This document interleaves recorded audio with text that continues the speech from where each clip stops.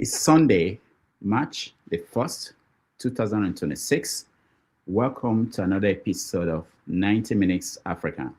My name is Rodolphe Okonkwo.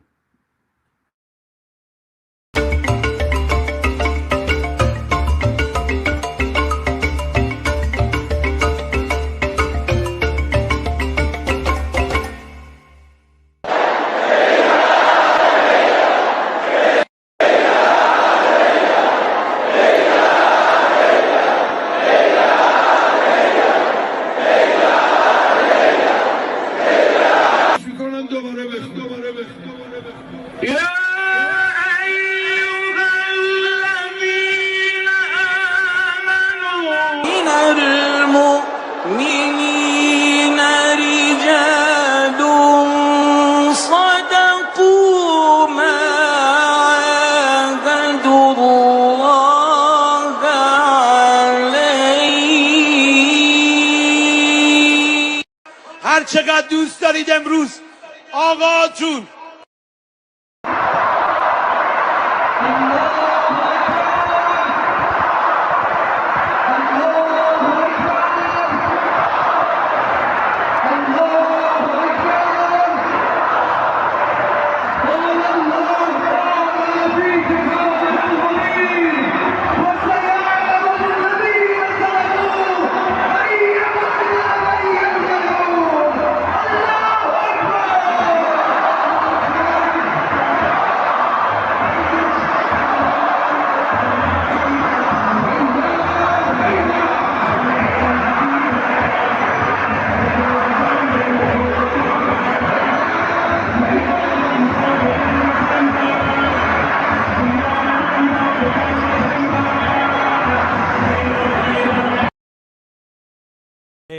We launched Operation Roaring Lion, an operation against the Iranian terrorist regime in full cooperation with the U.S. Armed Force. This is an operation against the world's largest sponsor of terror, a regime that for years has called death to Israel, death to America, death to the West. We listened to their words carefully. We watched their actions, and today we acted. We acted because we had to. We launched this operation by seizing an operational opportunity, conducting coordinated strikes against high-level gatherings of senior figures within Iran's military and security leadership. We can now confirm that these senior Iranian regime officials were eliminated by the IDF. Ali Shamkhani, advisor to Khamenei on issues of defense and secretary of the Defense Council. Muhammad Pakpoul, commander of the IRGC. Muhammad Shirazi, head of the military bureau of the Iranian supreme leader for almost 40 years. Salah Asadi, the senior intelligence officer of the Supreme Command. Aziz Nasirzadeh, the Iranian defense minister, and others. These and other senior figures will no longer be able to advance their plan, the destruction of Israel. These are terrorists who have blood on their hands, who are directly responsible for the death of thousands by terror. The launch of Operation Roaring Lion comes after months of close and joint planning with the U.S. Armed Forces, a historic, unprecedented level of cooperation between two nations fighting side by side against terror. Our mission could not be more clear. The IDF will continue to act to remove emerging threats against Israel, because the price of inaction is too high. Its military is undertaking a massive and ongoing operation to prevent this very wicked, radical dictatorship from threatening America and our core national security interests. The lives of courageous American heroes may be lost, and we may have casualties. That often happens in war. But we're doing this not for now. We're doing this for the future. To the members of the Islamic Revolutionary Guard, the armed forces, and all of the police, I say tonight that you must lay down your weapons and have complete immunity, or, in the alternative, face certain death. Finally, to the great, proud people of Iran, I say tonight that the hour of your freedom is at hand. Stay sheltered. Don't leave your home. It's very dangerous outside. Bombs will be dropping everywhere.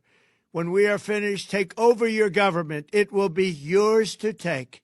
This will be probably your only chance for generations. For many years, you have asked for America's help, but you never got it. No president was willing to do what I am willing to do tonight. Now you have a president who is giving you what you want. So let's see how you respond.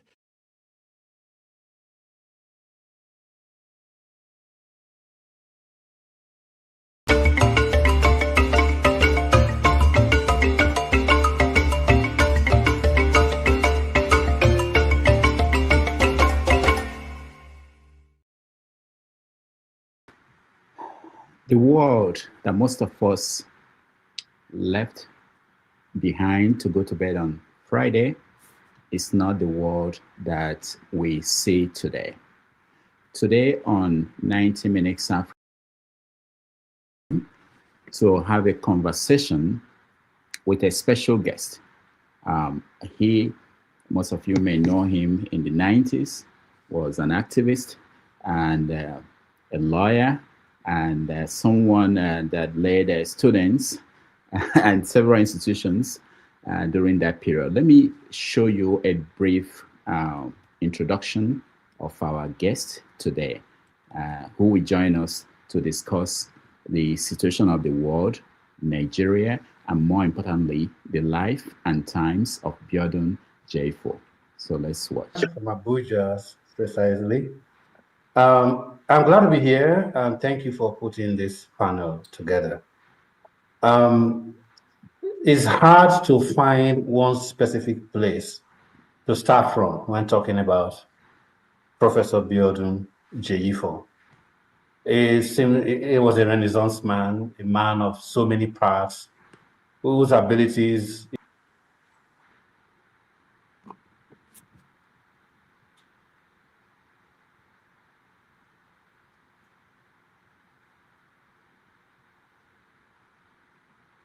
All right.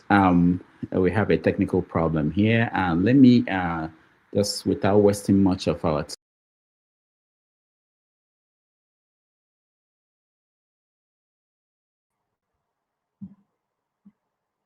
Can you see me? Can you hear me? I can hear you. All right. Sorry about that. We had technical issues. I had an introduction recorded that it's not playing for whatever reason. Thank you so much for being here. For those who do not know, Ogaga has a PhD from Cornell University and an MFA from the same university. In 1997, Ogaga traveled to Edinburgh to be part of activists who were at the protests. They wanted to attend the heads of governments of Commonwealth. And when he protested and demanded there should be sanctions against the government of Sani Abacha, on returning to Nigeria, he was picked up and kept arrested and kept locked up for more than a year. He's a poet, a professor. After getting his PhD, he became a professor at Texas State University. And then in 2014, Ogaga went back to Nigeria to go and make a change. He's been there till now. Now he's a partner at the Remedium law firm in Abuja. Ogaga, welcome to the show. Thank you for having me. It's good to have you. You disappeared for most of your friends in America. One day you disappeared on us, and we saw you next in Nigeria. We'll get to that, but first of all, let me get your view on the world today. Most of us went to bed on Friday and woke up to a different world, quite different from what we anticipated. Now there are crises all over the Middle East, and what is your first reaction to what Israel and America did in Iran? Well, first and foremost, talking about disappearance, you said we'll get back to that, but should just quickly say, in this day and age, there can be no disappearing. You can track anybody anywhere. We have our signature on the internet. Once you have an address, once you've ever watched any algorithm, structured social media, platform, then you are everywhere. But seriously speaking, yes, you're right. We went to bed on Friday, and when we woke up, it was a new world. The Greek philosopher, I think it's Heraclitus, famously said that you cannot step in the same river, twice. Obviously, because the waters are constantly flowing, so you are stepping into a new body of waters. And it seems the way things are moving, especially with President Donald Trump of America, the way he seems to wake up every second, he has something else doing, and focusing the attention of the world on whatever his ego, beckons him to do. We cannot go to bed, and wake up in the same world, on the same bed, twice. When we go to bed, it's one world, and when we wake up, it's another world. But I suppose that's also the nature of the world. I'm a little bit concerned. I think these are very momentous events. And my concern is not because I have any love whatsoever for the Ayatollah Khamenei and the fundamentalist Islamic regime in Iran. Far from it, if for no other reason anyway, for what that same regime has tried to do to the world of secular knowledge, of writing and literature, in which I am a participant and very much invested. When it pronounced a fatwa on Salman Rushdie on the publication of the Satanic Verses, for that singular act of wanting to put a permanent curl on freedom of thought, on the intellect, I have every reason to hate, or at least to dislike, the Islamic revolutionary government of Iran. But I do not want to also fall victim to the great propaganda that surrounds everything that comes from Iran and that pertains to the whole Muslim, Christian, Western, Oriental, conflict. Those are big, complex issues we can try to unpack one by one. But my immediate concern and worry is that when we have such bloody dictators like Ayatollah Khamenei, it gives the opportunity for tyrants, dictators, would-be dictators at any rate, like Donald Trump, to launder their image, to appear to be heroes who want to save democracy and the free world. Whereas everything that Donald Trump has stood for, even before he ran for and became president, everything about him shows that he's a racist, he's a misogynist, he's a psychopath, he's someone who wants to be a dictator that has no respect for the constitutional checks and balances of the great American democratic experiment. We don't have to look far to find evidence. But now he has gone to Iran in collaboration with the government, the right-wing, the extreme right-wing government of Israel, that is currently perpetuating a genocide against the Palestinian people, to attack a country which at the moment of the attack had not posed any threat whatsoever to America. At least if there was any threat, it is not anyone that the President Trump, had disclosed to the American people, had gone to Congress to tell them about, and then to also indicate his plan of action to safeguard the interests, the security, and well-being of Americans and of America. So this is a war of choice, conveniently chosen, some might even say, to distract attention from his mounting problems at home.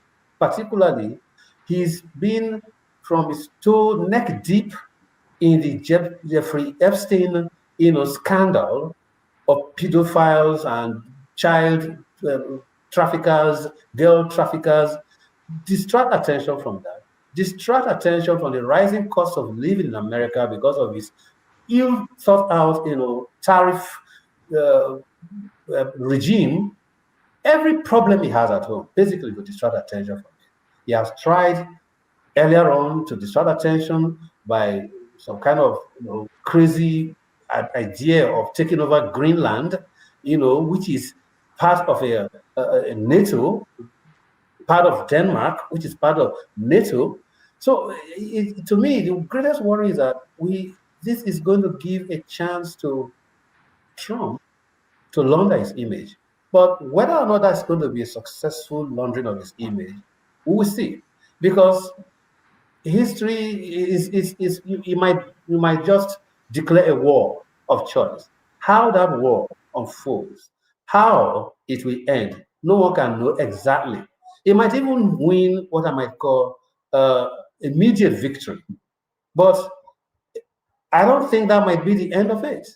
5 years hence, 1 year hence, 10 years hence, history has a way of remembering those wrongs that have not been addressed. And I just pray that our world may not have just been launched onto an irreversible course of catastrophe, disturbances, the whole Middle East burning, and attacks and counterattacks. I just hope that that is not what Donald Trump has brought our world to. Far from being a custodian of the peace and order of the world, even if it is to guarantee the interest of the Western world at the expense of the non-Western world, at least there was some kind of peace that we could live with. But is this necessarily going to bring us to a more peaceful, more prosperous world? I'm not quite sure yet. And I think in the next few days, maybe the next few weeks, we will see how things unfold. But I'm very, very worried about the possibility of Trump using this to make himself into a hero of democracy and the free world. Thank you so much for that. There are some of the things you said that you can find in what democratic lawmakers have already said about the situation. They called it a war of choice. They called it, they worry about the outcome. What will be the outcome? But on the other side, the people at the other end are talking about people celebrating in Tehran, people celebrating in other parts of, even in America, Iranians in exile. They're happy about the outcome and that they are looking forward to a different Iran. What is the reaction in Nigeria where you are in Abuja? Are people reacting in a particular way?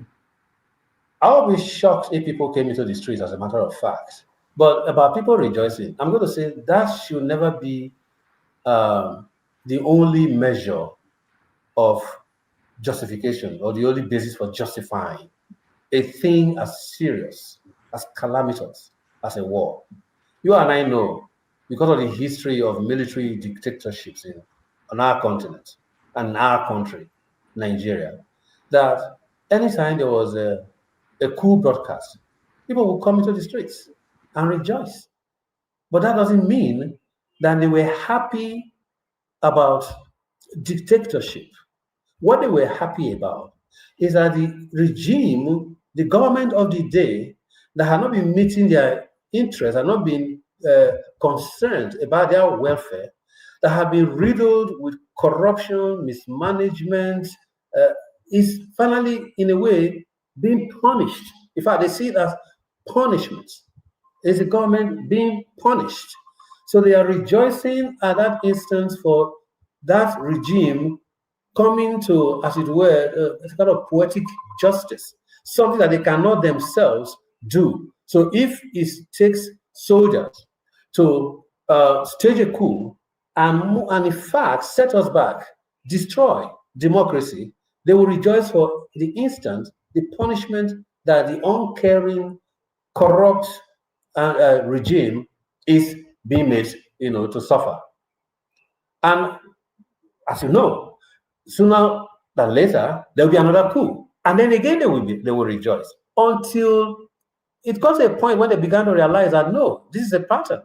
Our rejoicing has nothing to do with whether we're going to have democracy going forward.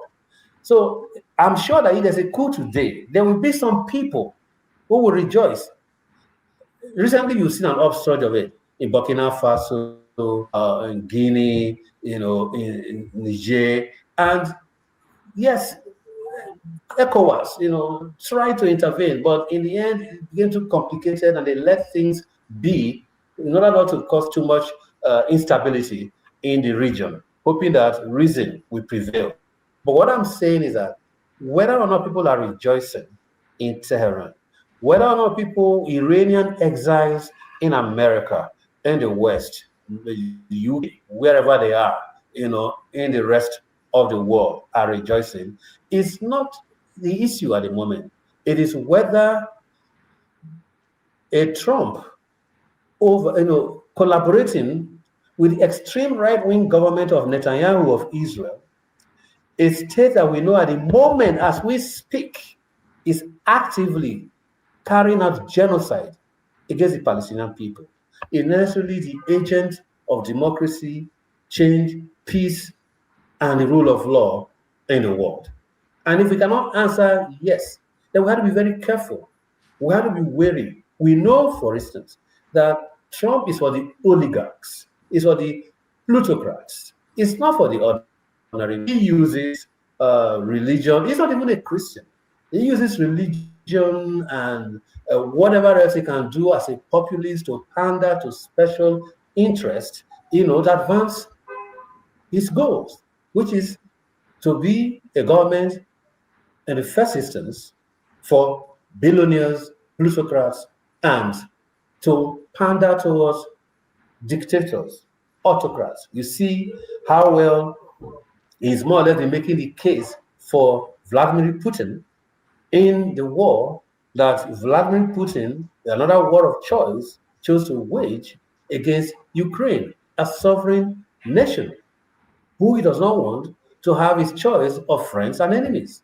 So the danger here is that because the regime that is seeking to topple and the leading figures of the Islamic revolutionary government that they have taken out, America and Israel have taken out, are indeed hated figures. They are indeed, vilified figures that we cannot love because they stand for clerical governance, they stand for dictatorship, repression.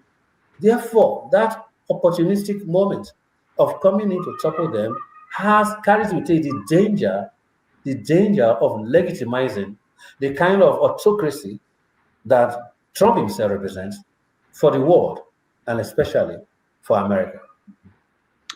So the government of Nigeria reacted by calling for restrained dialogue, which is not different from what the Russians, the government of Putin said, or that of China.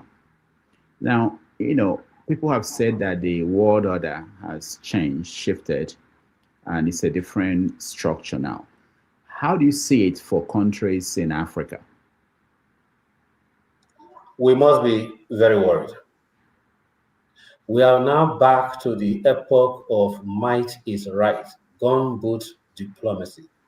In those days, it was called gunboat diplomacy, representing the superiority of arms of the invaders.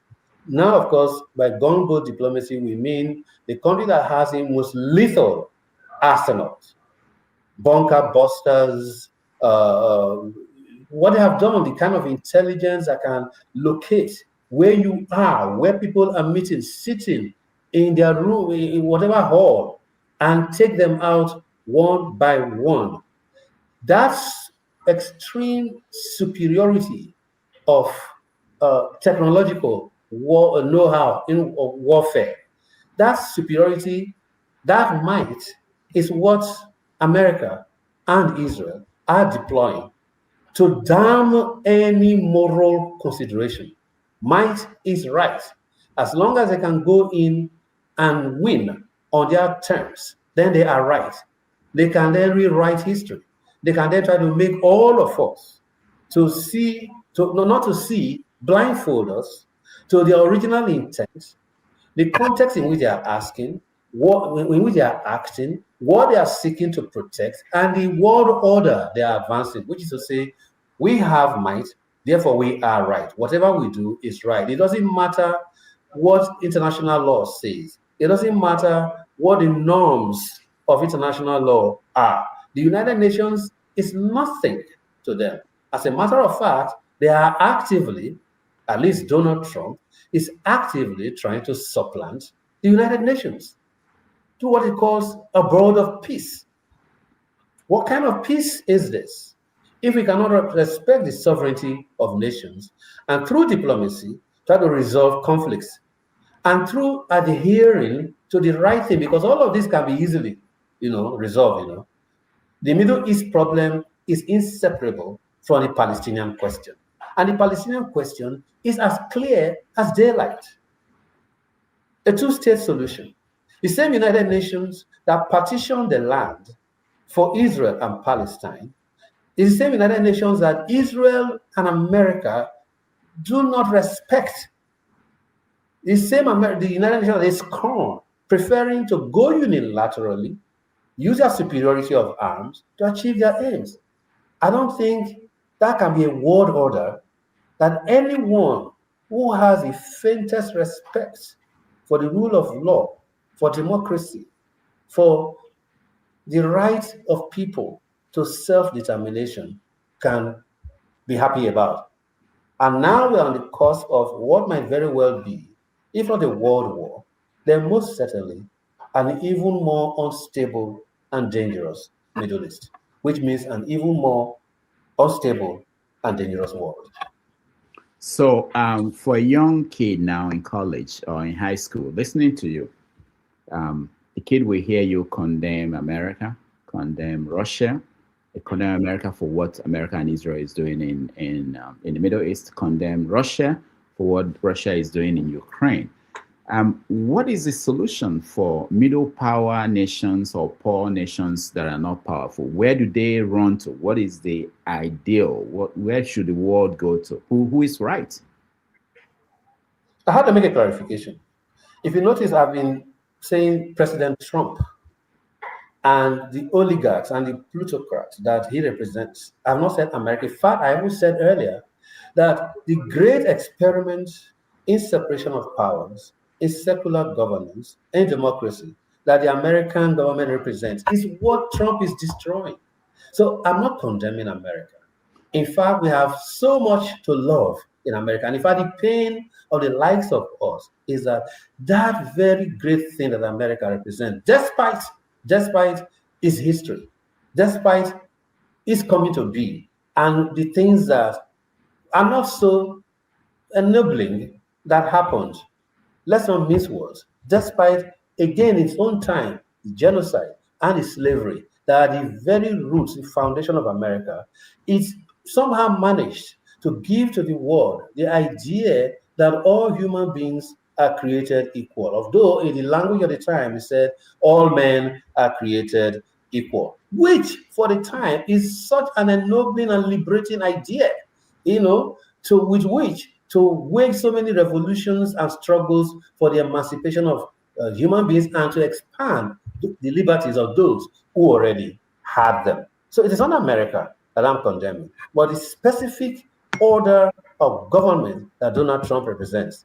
When George Bush had to go to war with Iraq, whatever flaws you might be able to come up with, whatever criticisms you might be able to bring forth about that war, that it was not justified, still, he mobilized the rest of the world. They presented a case, an argument. So yes, maybe at the end of the day, weapons of mass destruction were not found. But at least he made a case to the people, to the American people and to the world as to why they had to go on that war, to wage that war. We haven't seen that yet. What if, for instance, after 9/11, again, Bush Jr., president again, when he had to invade, go to war, get Afghanistan, and try to bring down the Islamic, what they call the war against terror, after the 9/11, events. Again, he made the case. Now, we may not all agree, but at least he made the case and tried to mobilize the rest of the world. And the rest of the world also went with them. In Afghanistan, the rest of the world was fighting with America against Islamic terrorism. But now, who other than Israel is on the side of America? No other country. So we have to be very clear that it is not America that we are condemning. It's not even Israel as a people, or at least the Jewish people that we are condemning. We're talking about its governments. The governments that lead them, that are at the head of a specific ideology of governing the world, having their way, irrespective of any notions or norms of international law and norms of international order. These are the people we. Okay, I got the point. When I said America, I meant the government. But let's say we are talking about the way you're presenting it. So the American government is not doing the right thing. The Russian government is not doing the right thing. Israeli government is not doing the right thing. Who is doing the right thing? Where do we run to? I mean, the Nigerian government, are they doing the right thing? As a matter of fact, the so-called refugees in Israel. They are Jews against occupation. They are doing the right thing. When the protests were on in America, even on the campuses, Colombia and all, there were Jews among them who were saying, not in our name. The trouble we have is that the world is being led increasingly in favor of ideas and what is right, no longer having any power of suasion, where shamelessness, the sheer bravado, the sheer effrontery, the sheer shock and awe that the new right-wing governments have adopted, even down to their language of everyday speech, be as racist as you can be as misogynist as you can be as offensive as you can be, respect no norms. That has so shifted us away from the idea that the proper thing, the right thing to do, morality, the sense of that's a dishonorable thing to do, has so shifted us away from it that we can only now dictate, if at all, the degree of shamelessness. And even then, be helpless. Because while we are debating that, one atrocity or the other is happening.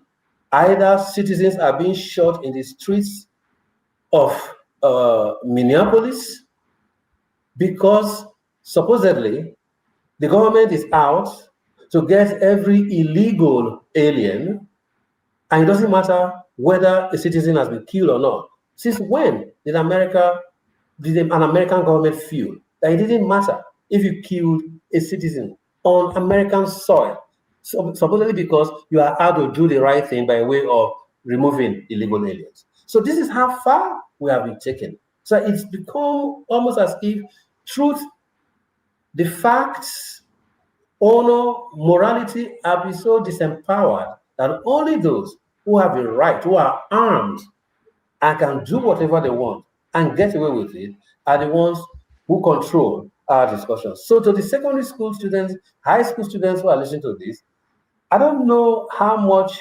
civics, how much history, given the war against curriculum that is going on in the US, they are being taught. But if they listen to their parents, and again, it depends on, again, this is a great polarization that has taken place, where it's no longer possible to say, this is the truth. It's like everybody have their individual or group truths. So we can't have that one, agree on that one concept or notion or set of facts that we say is the truth.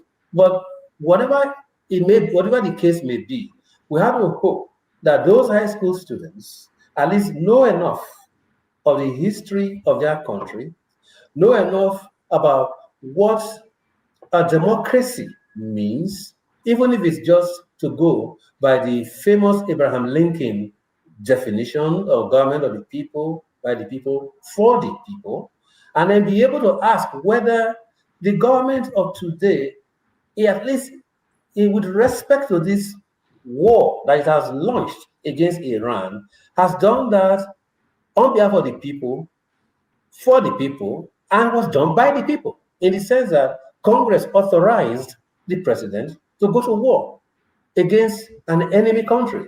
In which case, we will also know what specific danger threatening the existence, the security of America that government posed at the time when the president went to war.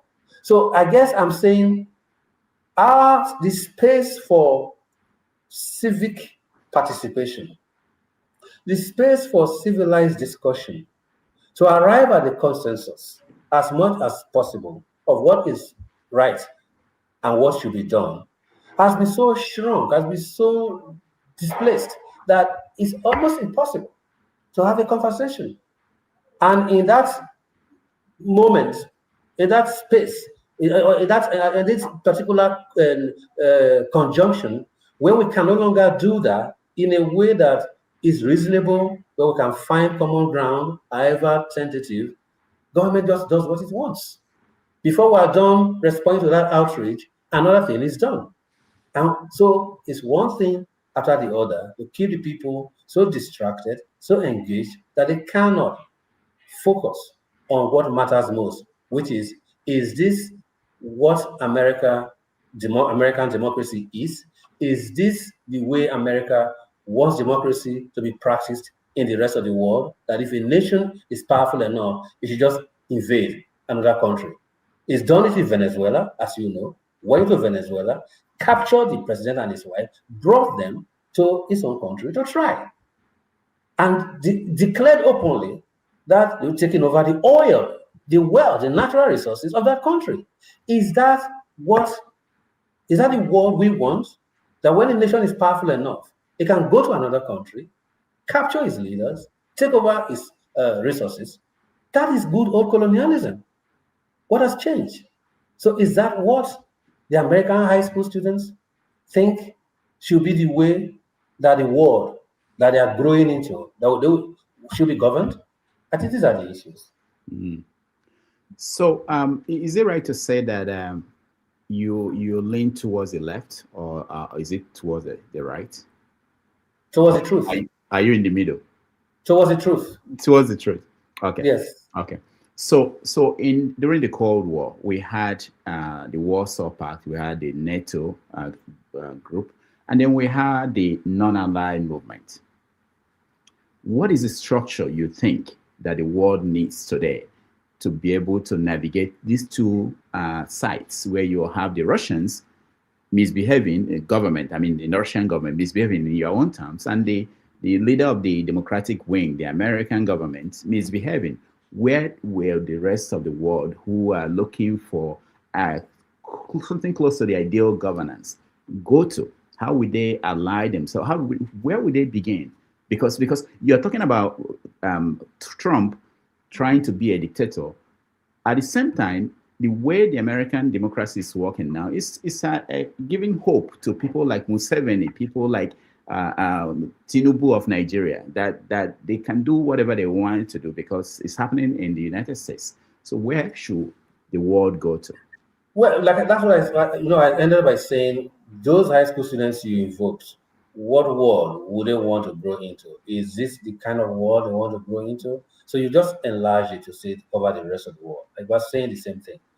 I don't know that it is necessarily a question of having a tripartite world, which is non-aligned nations as kind of the in-between arbiters, between the West and the East, between the so-called liberal democratic world and the so-called socialist communist world and the non-aligned in between. I don't think so. You asked me earlier, do I lean to the left or the right? And I said, no, to the truth. I just want our world to go back to dealing with facts, not alternative reality, as the new right-wing government want us, to believe that there's something called alternative facts. Yes, okay, there may be alternative facts. To every question, there are two sides, or probably more. As a lawyer, one of the cardinal maxims of law is that you must hear the other side. In other words, in every dispute, in every contest, there are two sides, and probably even more. There are times when parties who have not been sued can bring motion to join an action because their interests are involved, or you cannot successfully adjudicate, resolve the issues at stake without bringing in a third party. So, yes, all sides, there are more than two sides sometimes, but we need facts. We need to at least respect the sanctity of facts. Like it's famously said, we can all have our opinions, but we can't make up our own facts. If we are at least referring to the same set of facts and coming to differing conclusions, it means that the possibility of our coming to some kind of agreement regarding the facts, and therefore some kind of agreement regarding what is to be done exists. But if right from the beginning, we deny the facts, even though they are there bold, how then can we even come to any sense of communal action? Whereas, as human beings, what defines us most is our sociality, the fact that we are in society. Once we came from the jungle and into society, we necessarily have to have some norms, some rules, some articles of association that govern our being together.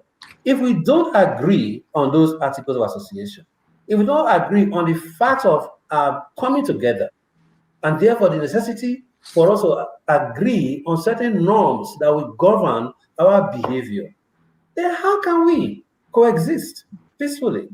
This is where we are. Now, to bring this home, if it cannot be agreed that Rene Good was not a terrorist, was not trying to kill an ICE official from the videos we've seen, and yet that's the government saying that, even branding her a domestic terrorist. So how do we move from there? How are you going to make the government to see that it needs to do right? So this is the bind where we are. And I think it's the most dangerous thing any civilized society can have. The idea of the polity or the polis is supposed to be the idea of a civic space in which we, through reasoned discussion, can come to a sense of what is good, the common good, the one that what we benefit the majority of the people, and act accordingly. But if that space has been taken away, how can we? Now, non-aligned? No, we have to be aligned. But what we are going to be aligned to is not so much the ideological, but the truth. Because the truth knows no ideology at the end of the day. After all, both sides lay claim to it. Both sides lay claim to it. So the truth knows no ideology. If somebody was murdered, that person was murdered. There's nothing ideological about it. The only thing that we need to do is the facts surrounding that murder. And once we establish them, we'll do the necessary thing. Corrective, justice to the murdered, and then justice to society, which is most harmed by it. All right. We've done 40 minutes and we have not even started. We've not even gotten to Nigeria, to literature, which is why we brought you here about Biodun. But let's go home to Nigeria. And there will be an election coming up. It's heating up already. If you had won the election that you participated in, you will have been representing Isoko Federal Constituency today in the National Assembly, but you didn't win. We get to why you didn't win. But let me ask you, looking at the National Assembly, just you will have been there, and what they did with the Electoral Reform Bill. What do you think is going on there? Are they the people in those buildings? Are they the people that will lead Nigeria to where we desire to be? Shall I answer this? First of all, if you ask me, the kind of democracy, liberal, bourgeois democratic practice is bound to give us parliaments and parliamentarians who we are always going to be dissatisfied with anywhere, not only in Nigeria. You can see what is going on in America. The Great Congress of America. You can see what is going on there. You can see people coming out to defend Donald Trump openly. But when nobody's listening, they say all kinds of things about him. We don't even have to go far. Even his own vice president once described liking him to Hitler. The senator from South Carolina, Lindsey Graham, has said it was vile things about him. The current Secretary of State, the same thing. And can go on and on. They've all disparaged him. They've all abused him. They've all called him out for what he is. But they are the greatest champions, at least when they had a mic in front of them today. And they are the ones standing against some of the more progressive bills before the House that could be passed to make life at least a little more tolerable for the American people, because they must subscribe to the agenda of Donald Trump, which is a MAGA agenda. Now, so the same thing here in Nigeria. Do we have the people in our parliament that we would ordinarily have? The answer, of course, maybe most of the time, no. But that is not the option that the bourgeois democratic form of democracy gives us. And the reason is, the first reason is that it is so money-driven.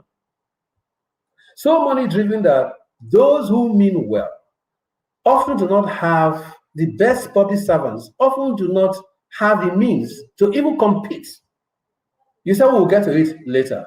We might as well get to it now. I couldn't even win my primary simply because the people would tell me, say, Ogaga, we know you. Your opponents or your would-be opponents cannot even come close to you. Is it by way of education? Is it by way of struggle for democracy? Is it by way of what you've done?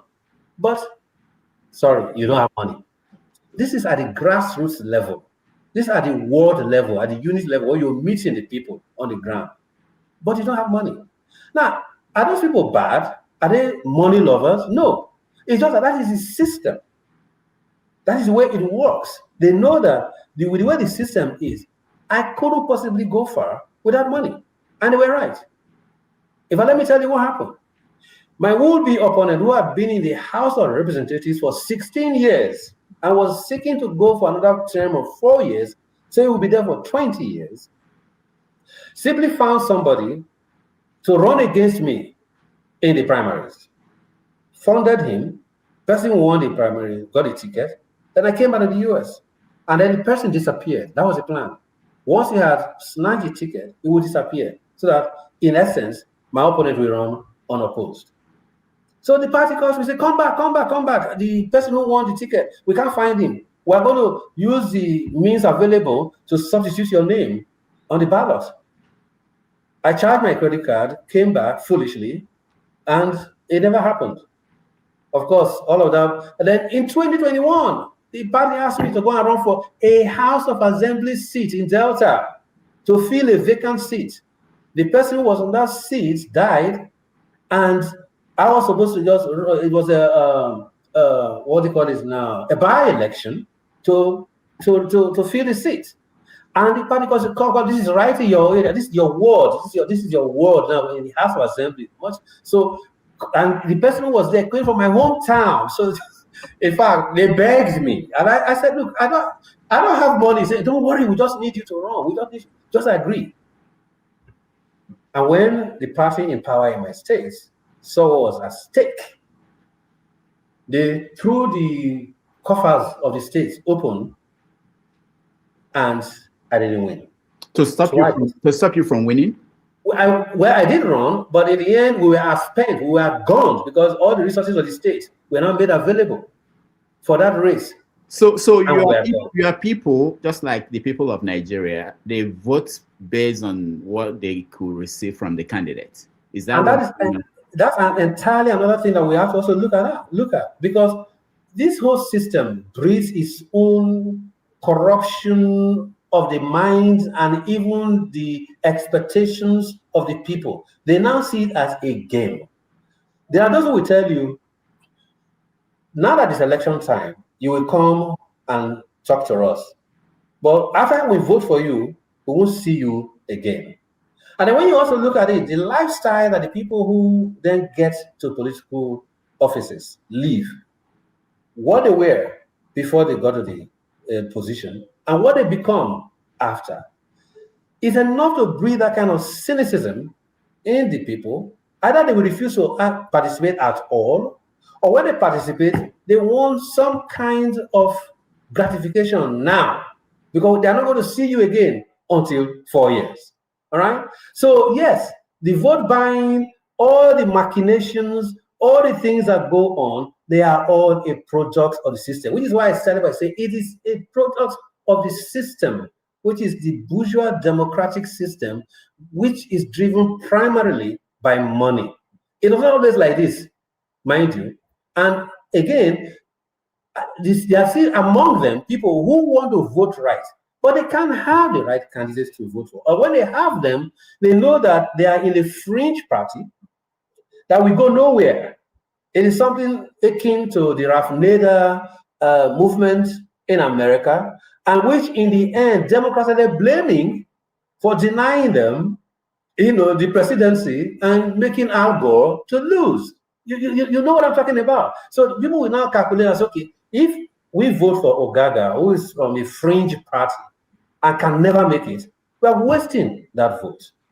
So it becomes a question of which devil do we cast our vote for? And it's not the fault, per se, of the people who are coming out. It's the fault of the system that makes it possible for only those types, at least for most times, or the majority of the time. So don't you think it's also the fault of public intellectuals like you, who could not convince the people that this is the right thing to do?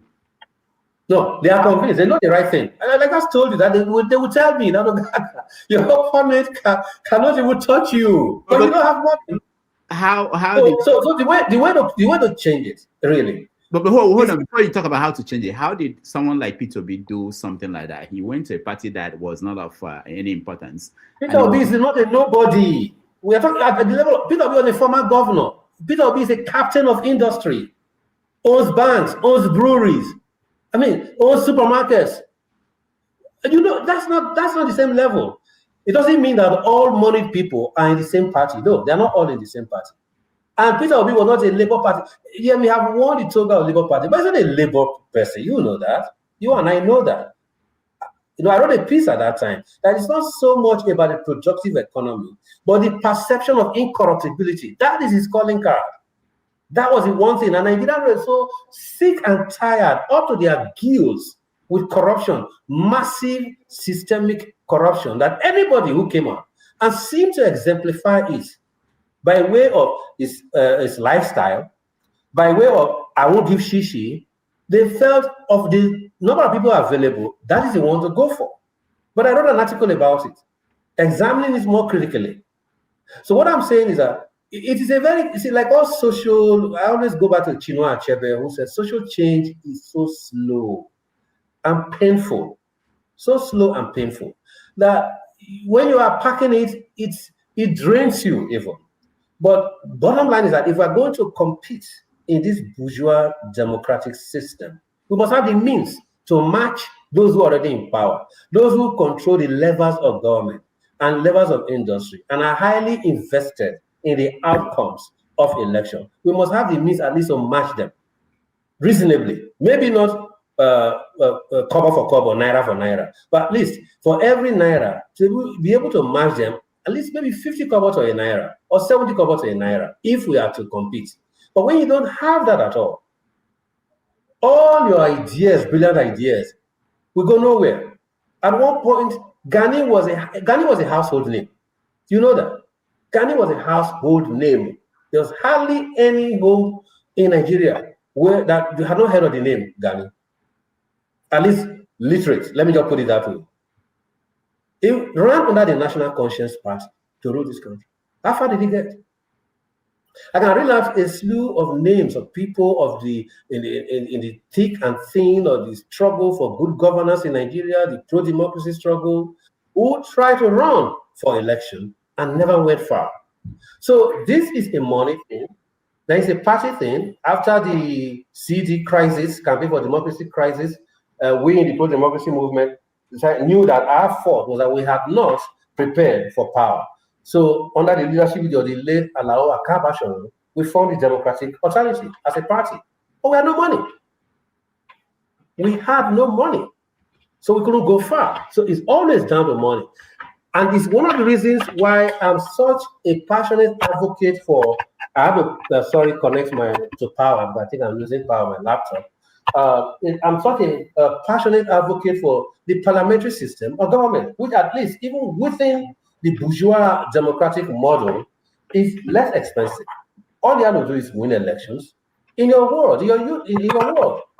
The fact that you are running for president doesn't mean you have to go around the whole country, spending huge sums of money. But if your party wins the majority of votes, then your party will form the government. And if you cannot win the majority of votes and not to form a government, form coalitions and get the government going. And then the flexibility in it, that you don't have to wait for a full 4 years or 5 years, whatever the constitution says, before you hold elections. If the government becomes so unpopular, the opposition can actually make it necessary to call elections. And by the same token, if you have a good government, a good prime minister, a good governor, a good president, it doesn't have to go immediately after 4 years or 8 years. It will be in power as long as this party has the confidence of the people, is governing well, and they're winning elections. Some of the problems we have to tackle in our part of the world are so massive that they do not really actually lend themselves well to these 4 years, 8 years you go. So therefore leading to discontinuity of governance, of vision, of execution and completion of projects. So I like the immense flexibility in the prime ministerial system for cost reasons, for flexibility of change of government, and for the fact that for that reason alone reduces to at least some acceptable extent the influence of money. That is the biggest problem that all true meaning good patriots who will serve the nation diligently often face when they have to run under the present system. And it's a problem common not only to Nigeria, but to all countries where the bourgeois democratic system, is practiced. Okay, let me show you something you wrote in Premium Times on February 22nd, 2023. You were making the case for Tinubu as your choice of president. And you said you are convinced that Tinubu stands head and shoulders above his two main rivals. The question of national unity, fairness in a clamorous multi-ethnic society such as ours, which Alhaji Atiku Abubakar's candidacy threatens aside. You went on to talk about P2B. You said that I also believe that Tinubu's record as governor of Lagos State is the better compared to Mr. P2B's as governor of Anambra State. So we are now getting into another election year. Tinubu is still going to run for re-election. You may have Atiku or P2B as a candidate. Are you satisfied with how Tinubu has handled his job?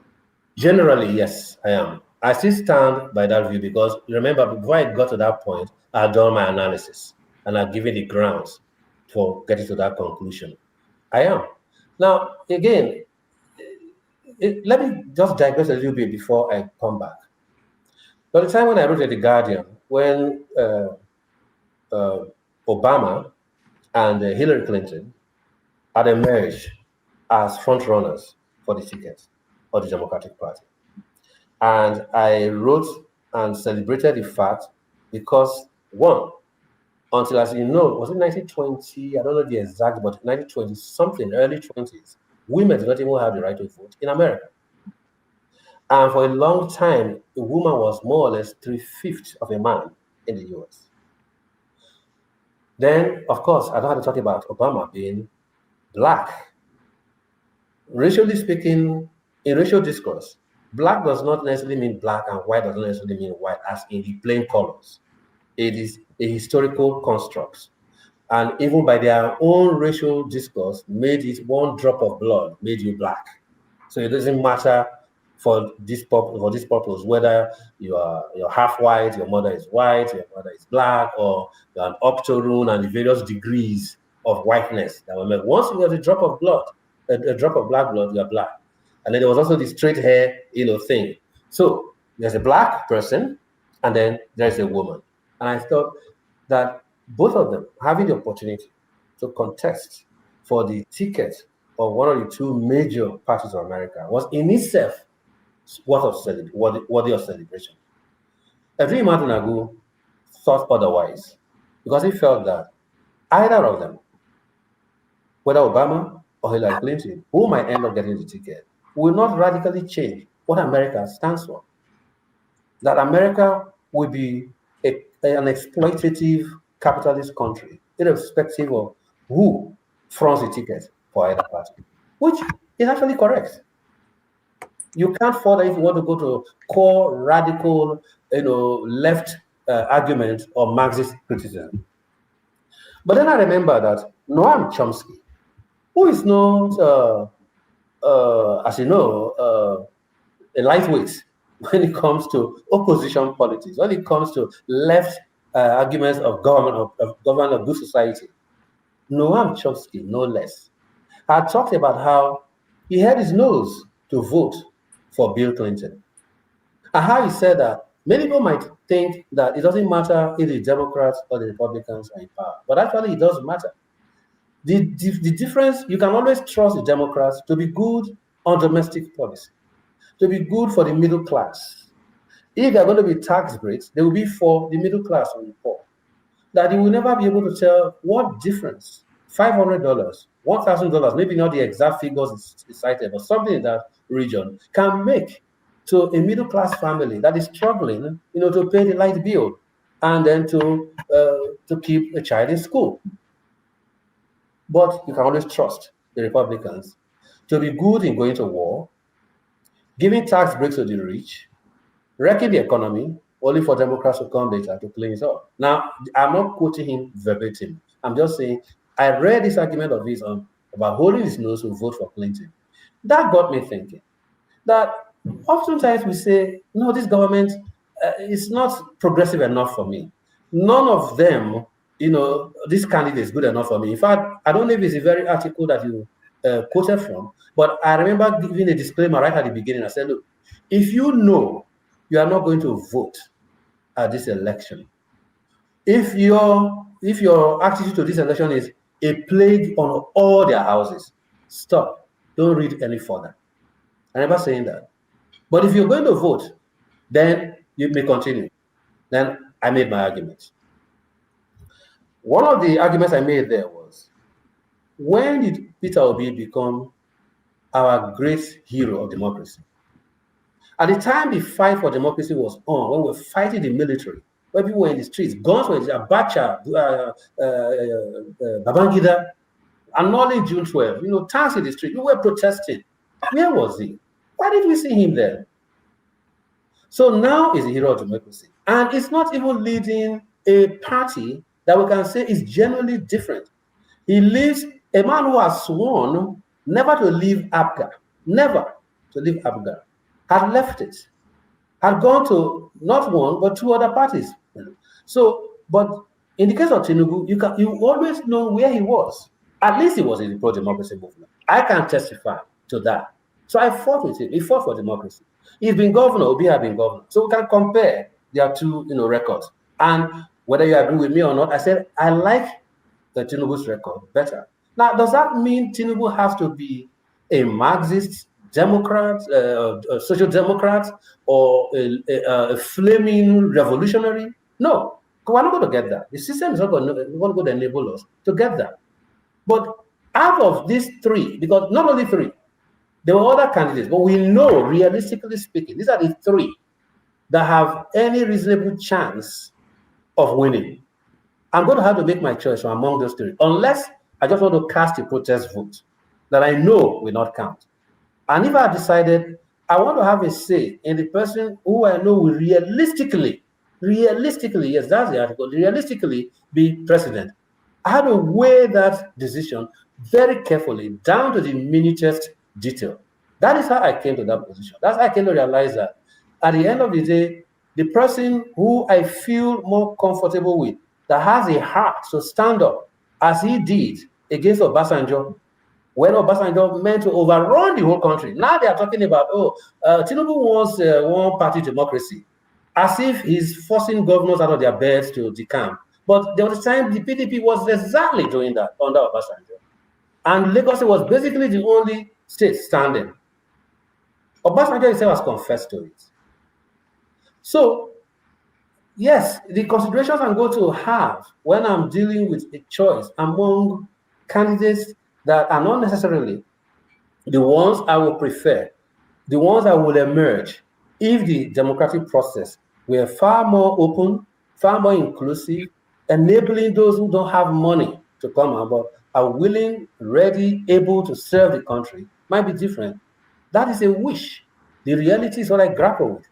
And that is that we have candidates, these are the candidates we have, and I have to choose from among them. So, where does that lead us in this election? Is the parliament we have the one we need? The issue at the moment is whether to have a real-time transmission of electoral results or not. And the National Assembly voted in favor of what is more or less a hybrid position. But when you look at it, examine it carefully, you will find that if we do not also pose a problem to democracy ourselves, that is satisfactory. Honestly looking at it, if the law says transmit the results from the polling unit to the IRF, so that's electronic transmission. But in case technology fails, it is not a far-fetched thing that it can fail. We know there are answers to it. This issue has been debated to death, that even in an area where it supposedly fails, especially for battery-powered, card readers and devices. The moment you leave that place to a place where there's network, the results will be transmitted. So we know that. But the bottom line, is this. What is going to be transmitted? It's not real time in terms of electronic voting, but we still don't have electronic voting. So people might be confusing electronic voting with electronic transmission of the results. With electronic voting, as a voting, the result goes. But with the electronic transmission, you're actually still casting a ballot, a paper ballot, and then they will be tallied and counted. The winner will be declared, and the result will be entered into Form EC8. It is that form that is going to be transmitted. So if that is what we have at the moment, and the case is not that we must have electronic voting now, which is not what I'm hearing, which is not what the argument really is, then at the end of the day, whether or not we get accurate transmission of the results from the unit depends on the polling agents. Every party is supposed to have a polling agent at the unit. One of the problems that the Labour Party under Obi had was that it was a new phenomenon. They weren't yet as grounded as the two other parties, APC and PDP. In all the units, the results were published of the number of polling agents that each party had. And you could see that almost by 1 to 3, APC and PDP have more polling agents than the Labour Party, which is not surprising because they were just coming to the scene and they hadn't had enough time to be grounded, to be everywhere. Whereas the results are going to come from the units. Who is going to defend those results? And the law requires the agents to sign the form. So a lot of the rigging that people talk about is even actually the absence of polling agents at the polling unit, or those who are bought out, who are willingly, in fact, there are people, some of these parties, why they insist on being on the ballot, is that they want to be there so that when it comes down to the tallying of the results, they can be influenced to look the other way, so that the major parties have their way. They know they are not winning anyway. So is that an opportunity to get something on election day? So it brings the question back to us as Democrats. How willing are we as Democrats, both at the polling unit level, as party agents, party supporters? So make sure that the results declared in that unit are actually transmitted electronically. And then 2, how willing are we as the leaders, so-called leaders of the party, to adhere to the ethos of democracy? When they win, it is free and fair. So in all the places where the Labour Party won, it was free and fair. But if they don't win, it's not free and fair. In all the places where the PDP won, free and fair. But if they don't win, it's not free and fair. And it even makes it more difficult for us then to objectively say the elections were either rigged or not rigged. Because if when you win, it is free and fair, and then when you don't win, it is not free and fair, then how can we ever agree? Because the day you win, the same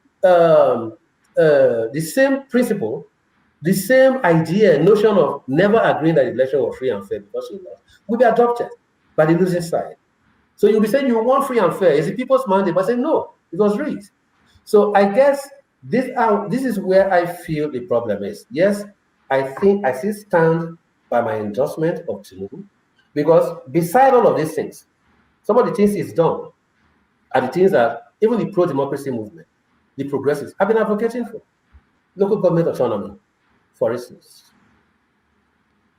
Power generation by the states, taken from exclusive legislative list.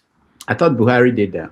No? Okay, well, okay, let's just say continuity of government. But we're talking about when the policy becomes more known to the public and, yeah. So I see the APC government, Buhari doing it, Tinubu doing it, or carrying on with it, going on with that. Right now, we're talking about state police. He has actually asked the National Assembly to begin to consider seriously the question of state police, that we cannot police our forests. We cannot police every part of this country using the federal police alone. This argument has been on, you know that. Now, sometimes, for me personally, who was in that group, that pro-democracy part, I said, unless we have a sovereign national conference, through which you can write the articles of association for the country, and know we are having a document that truly lives up to we the people have enacted for ourselves, that everything is just the same old story. And that's why we turned our back in 1999. And then enabled people who were fighting for 4 more years for Abacha to come out of the woodworks and take over the terrain. So if we don't have a sovereign national conference, yes, which is going to always be a hard sell, as you know, for many reasons we can go into now, or we don't need to go into. And yet, some of the things we want, some of the things on our wish list are already coming to pass. Maybe short of the restructuring of the country, which we basically. So you are, just because we don't have a lot of time. By the time we get to Biodun and literature and your work, let me just say, you agree. You are saying to us that you think that Tinubu did well, that he deserves a second term in office. Is that? I'm saying so because where we were is so bad. We're in a country where states were going to Abuja to beg for money to pay salaries. I was one of those who fought against subsidy removal. But after a hard consideration, I realized that in the end, yes, we're getting a token. We could pay 190 naira, 120 naira at the pump. But the people who were making the hundreds of millions and billions were far away. We are fighting for the billionaires and the plutocrats to benefit from the subsidy scam. So if removing it in the end frees money for the states, now it's our duty now to hold the states responsible. What are you doing with the money, the greater sums of money you're receiving from the federation account now? So, Ogaga, hold on. Are you not worried that Nigeria, as a result of these policies that Tinubu put in place, that a lot of people in Nigeria now fell into poverty, what they call multidimensional poverty? Oh, yeah. You're concerned, and yes, sure. You think that the government is addressing it, or no? No. See, I am, but again, when you have to, how shall I put it? Because it's anytime you say this, you're opening yourself up to attacks. Just like I've seen the attacks, even the response to that article that he put. I was attacked, but that's not the issue. For me, always it is: am I convinced? Have I thought about this thing deeply, and am I convinced? Even if I may be wrong, but am I convinced? If I'm convinced, I will articulate my position. That's why you will see that there's no position that we hold that I'm not also articulated, maybe even publish an article on. So I am convinced. How would I not be? Everybody bears the burden. So there's hunger. Hold on. There's hunger. Hold on. There's hunger. This is the issue. There's hunger. When you make a case like you're making, the government people will make this case. And then the poor people will say, you are not living the way you should live because things are hard. You're still living in fact, you're increasing the way you live. Money they spend, Okay. the money they spend. If you look at the budget, see the money they spend buying cars, buying Yes, decorating. that's a different thing. We are talking about corruption in the government. We are still talking about waste in the government. But when the government is telling, when you, when Tinubu is telling Nigerian people things are difficult, we have to do this, otherwise the country will go broke. We have to tighten our belts. He's not tightening his belt. Yeah, People are Rudolph, saying what you're saying that are they living by example? That's what you're saying. Mhm. Are the people in government not still living large? That's what you're saying. And I'm saying it's our task to hold them, keep their feet to the fire. Make sure. Is it by re-electing them? Okay, now when you say it's not by re-electing them per se, but the question, like I've asked before, I've been on TV before and I asked this question. There's poverty. Once you float the currency, once you remove subsidy, you know what is going to come. That's why all governments, look at all of them, right from Obasanjo to Jonathan, Yar'Adua, they've all wanted to do this. And Obi, Atiku also pledged that they will remove subsidy. Don't forget, they were going to remove subsidy. So the question is not whether it should be removed. They will remove it themselves. What people were raking Tinubu over the coast for was that he did not prepare for the removal or the subsidy, cushion the effect of removal of subsidy. And my argument is, okay, yes, you may be right, but the subsidy is going to be removed anyway. And there's only so much you can cushion it, because that's just subsidy. Then there's also the floating of the naira. And we are an import-dependent country. We don't produce. We import every damn thing under the sun. Therefore, putting so much strain on the dollar, so that the exchange rate between the dollar and the naira is so high that we can never get real value. The times in the past that were called the halcyon days, the good old days, those are the days, for instance, when 60 kobo to a dollar, or when it became bad, 1 naira to a dollar, 1 naira 20 kobo, until structural adjustment program came and the spiraling, began. So if these two things, if they were going to do them, the question is, is anyone really saying that poverty, hunger will not have resulted in the interim? How long is that interim? That's a question that we may debate. But whether we should remove subsidy was no longer an issue with Atiku and Obi or themselves saying they will remove subsidy. The question is what will be done after that. Now, if you remove subsidy today, will we automatically, be refining all the oil that we need? No. Will we automatically be producing all that we need? No. But there are efforts being made in that direction. Now, with the Dangote refinery, more or less, to a certain degree, it has brought some stability to that sector. It's still way too expensive per liter. But what is the alternative? So I asked them when I appeared on show, I made a general challenge. Yes, ADC, you're saying there's hunger. Okay, yes. And the sole reason for the hunger is that these two things were done. What would you do? Does that mean when you come to power, you will bring back subsidies? Does that mean when you come to power, you will not be artificially propping up the value of the dollar, of the naira versus the dollar, foreign currencies?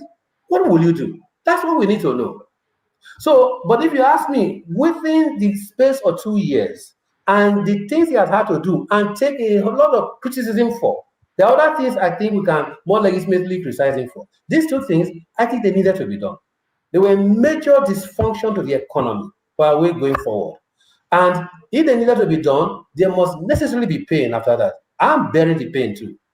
And I know there are those who are bearing it even more than me. But that is going to be the case either way, once you remove the subsidy. So that's my argument. That's my response to them. So when you say, is it by electing them? I'll say, well, not necessarily so, but you look at the record and then you say, the people who you would rather elect, what would they do? We must insist that they answer this question. Because these are the two joint reasons why we are having the hardship that they are using as a calling card right now. What will you do regarding those two things to start with, before the bigger questions of nation being that we have? Ogaga, you have to come back because we've not touched anything and we are half hour away from, I'll be happy to come back. You were the Niger Delta Development Commission as a member Yes. of the board of directors. You were there for 2 years. The Niger Delta people in that region are still complaining, despite all the money that they are getting. that their lives are not improving. What did you do there as a member of the board? What did you see? What is the problem? Why is it that Bayelsa, Rivers, Delta, with all the money they get, that people are still complaining? I think it's going to be more of what did I see than what did I do, because I was just a member of the board and an executive position. It's policy oversight, and then as a state rep, inspecting projects, and so on. So what I saw before I joined NDDC, or at least I got on the board, I would have sworn that no good whatsoever could come out of NDDC, and that they were not capable of any good. But when I got there, when I saw the sheer number of projects, even in my state alone, the sheer number of projects, even in my 2 local governments alone, and the possibility, the potential they had for good work, I changed my mind. But the problems of governance that attend everything good in Nigeria are the same things that bedevil NDDC. I've also written about it. I had the only opportunity I had to meet President Buhari around the time when rumors were rife again that the board was going to be dissolved. The 3 things I discussed with him, NDDC was number 1. And I implored him not to accede to any pressure to dissolve the board. Why? Since the founding of NDDC, only one board, the one that was headed by the inaugural chairman, Onyema Ugochukwu, is the one that served its 4 terms. Every other board was already dissolved. Now tell me, whether it's a bank, a manufacturing company, any business, private sector, that never has a board that lasts beyond 2 years, what kind of consistency can there be? What kind of balance sheet can they present to their shareholders? So that's one problem. And why was it so? Too much politics. Too much politics. Politics has penetrated to every aspect. And then the bureaucracy. The more they dissolve the boards, the more management have to fall in the hands of acting, sole administrators, acting MDs, and then it's the civil servants who will run the place. Then a board is inaugurated. Before they can know what is going on, it's dissolved again. It was so bad that in my state, Delta, when I did a memo to replace broken down office furniture, supplies, and so on, I still have a copy of the memo. We had to go to Port Harcourt, the headquarters, to replace office furniture. And we have a state office headed by a director at grade level 17. And the whole idea was to devolve powers to the state members where the people are, where the work, the projects are to be executed. But there we were. To buy photocopying paper, to replace a broken chair, we had to go to Port Harcourt. And over 26 minutes after, it still had not been approved. And it was not approved before I left the board. And then the whole of it, that's one part. Then the whole of Nigeria, especially the politicians, so interested, so invested in Niger Delta. It's like the Niger Delta Development Commission is like an ATM, a cash cow. This is not something I'm just making up. Even the current MD, Dr. Obuku, when he marked his 50th birthday and did 2 books on the Niger Delta, I was asked to review one of them. He said that himself. How politicians sabotage NDDC. Ghost projects that were not meant to be executed, that will be awarded. And usually for massive amounts of money. One of them is called desilting, the desilting of creeks in the Niger Delta.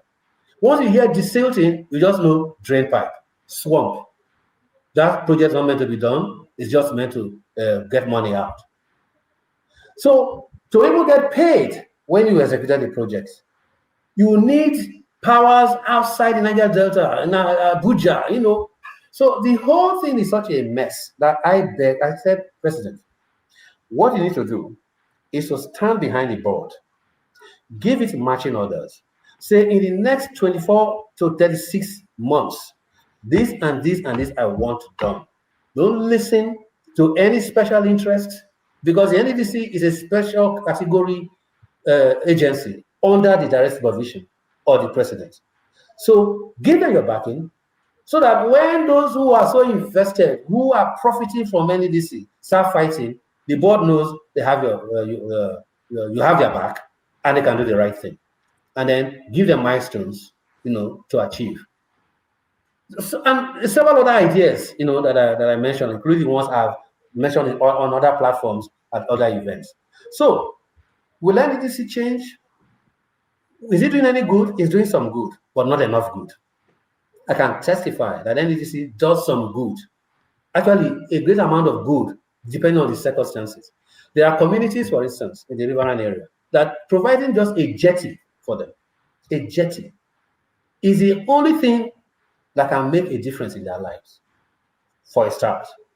There are schools where rebuilding the block of 6 classrooms is the one thing that can make sure that our children at least are learning. There are places where constructing the 1.5 to 2 kilometer road is what links them, makes it possible for them to bring their goods from the farms and whatever else they're trading in to the nearest town, nearest city, to be part of any economy of the Niger Delta. Before you talk about the projects we call the mega projects, the ones that connect communities, So there are lots of them. NDDC just have to be allowed to do its work as an interventionist agency. I don't know how soon that can happen, but if I were president, I know exactly what I would do to make NDDC deliver to the people in the Niger Delta. All right, we'll take a break. When we come back, we talk about Biodun Jeyifo and literature, your work, your poetry, your new book that is coming out. And then we will invite our audience to come in and talk to you. All right, so let's take about 3 minutes break.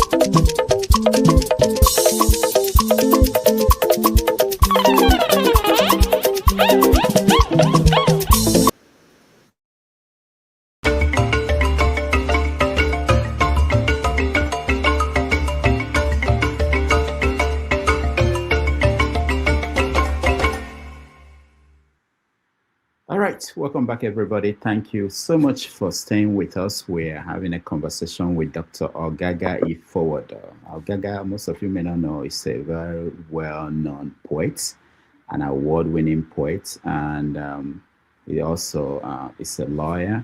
He practices in Abuja as of today. Now, Ogaga, last time, I think last month, we're now in May. In March, we lost Biodun Jeyifo.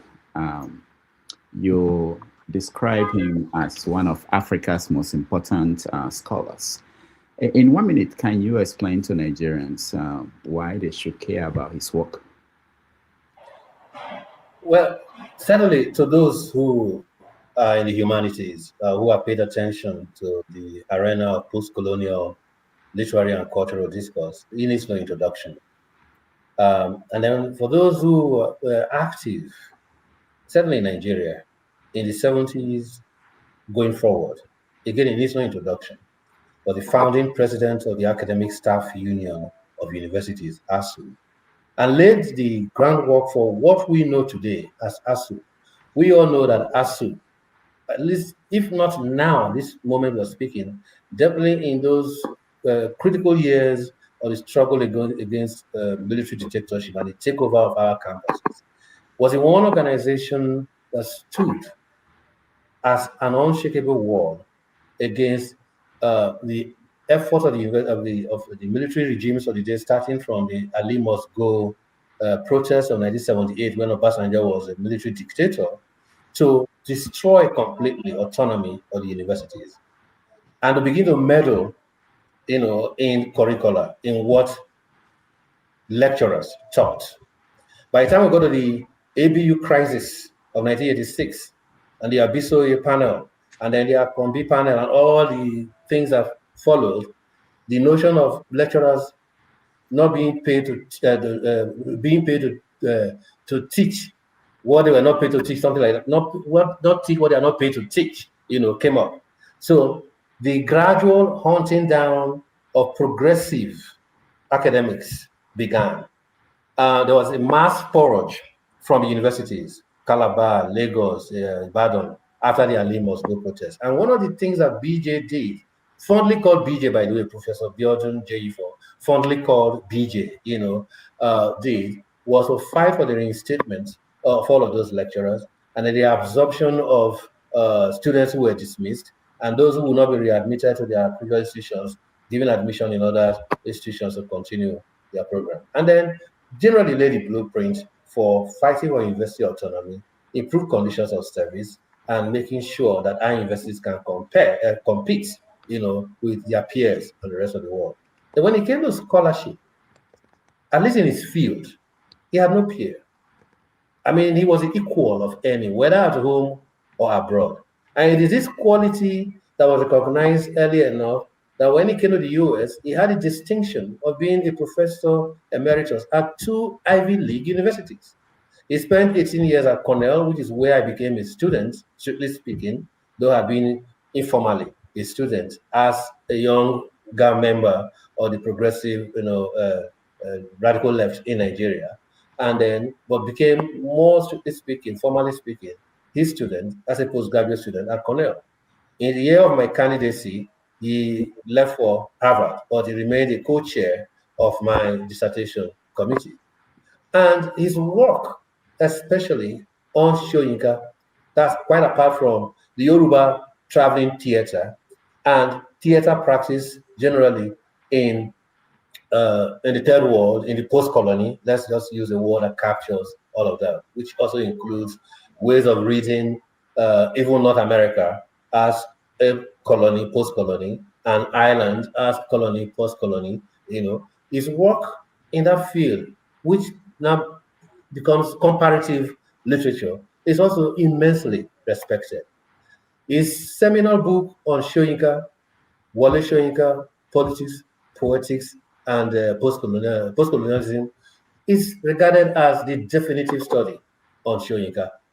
So, and then, of course, many diverse articles, one of my favorite being the one about the absence of Okonkwo's mother in Things Fall Apart and what that means for the reading of post-colonial African literature. He had these interesting ways of coming into the argument in post-colonial discourse, terms like arrested development, and so on, that is well respected beyond any argument in academia. So yes, it's deserving of celebration. And it was only in January that we gathered together to celebrate his 80th year on Earth, where he showed surprising vigor for someone actually who had been fighting serious health battles for the past 20 years, specifically speaking, renal failure. In fact, there are those of us who believe that if he hadn't even been in the US, for the greater part of that time, he may not have even lived to be 60, let alone 70, So, yes, he's very deserving of every accolade, of every tribute, every homage being paid to him as a pillar and iroko of of post-colonial literary discourse and theory. Mm. How is he different from someone like Chinwezu or Abiola Irele? How? Chinwezu, I don't know. I don't think there's a basis for comparison, actually. Chinwezu is a polemicist. He's a polemicist. Whereas Biodun Jeyifo is a scholar in the real sense of the term.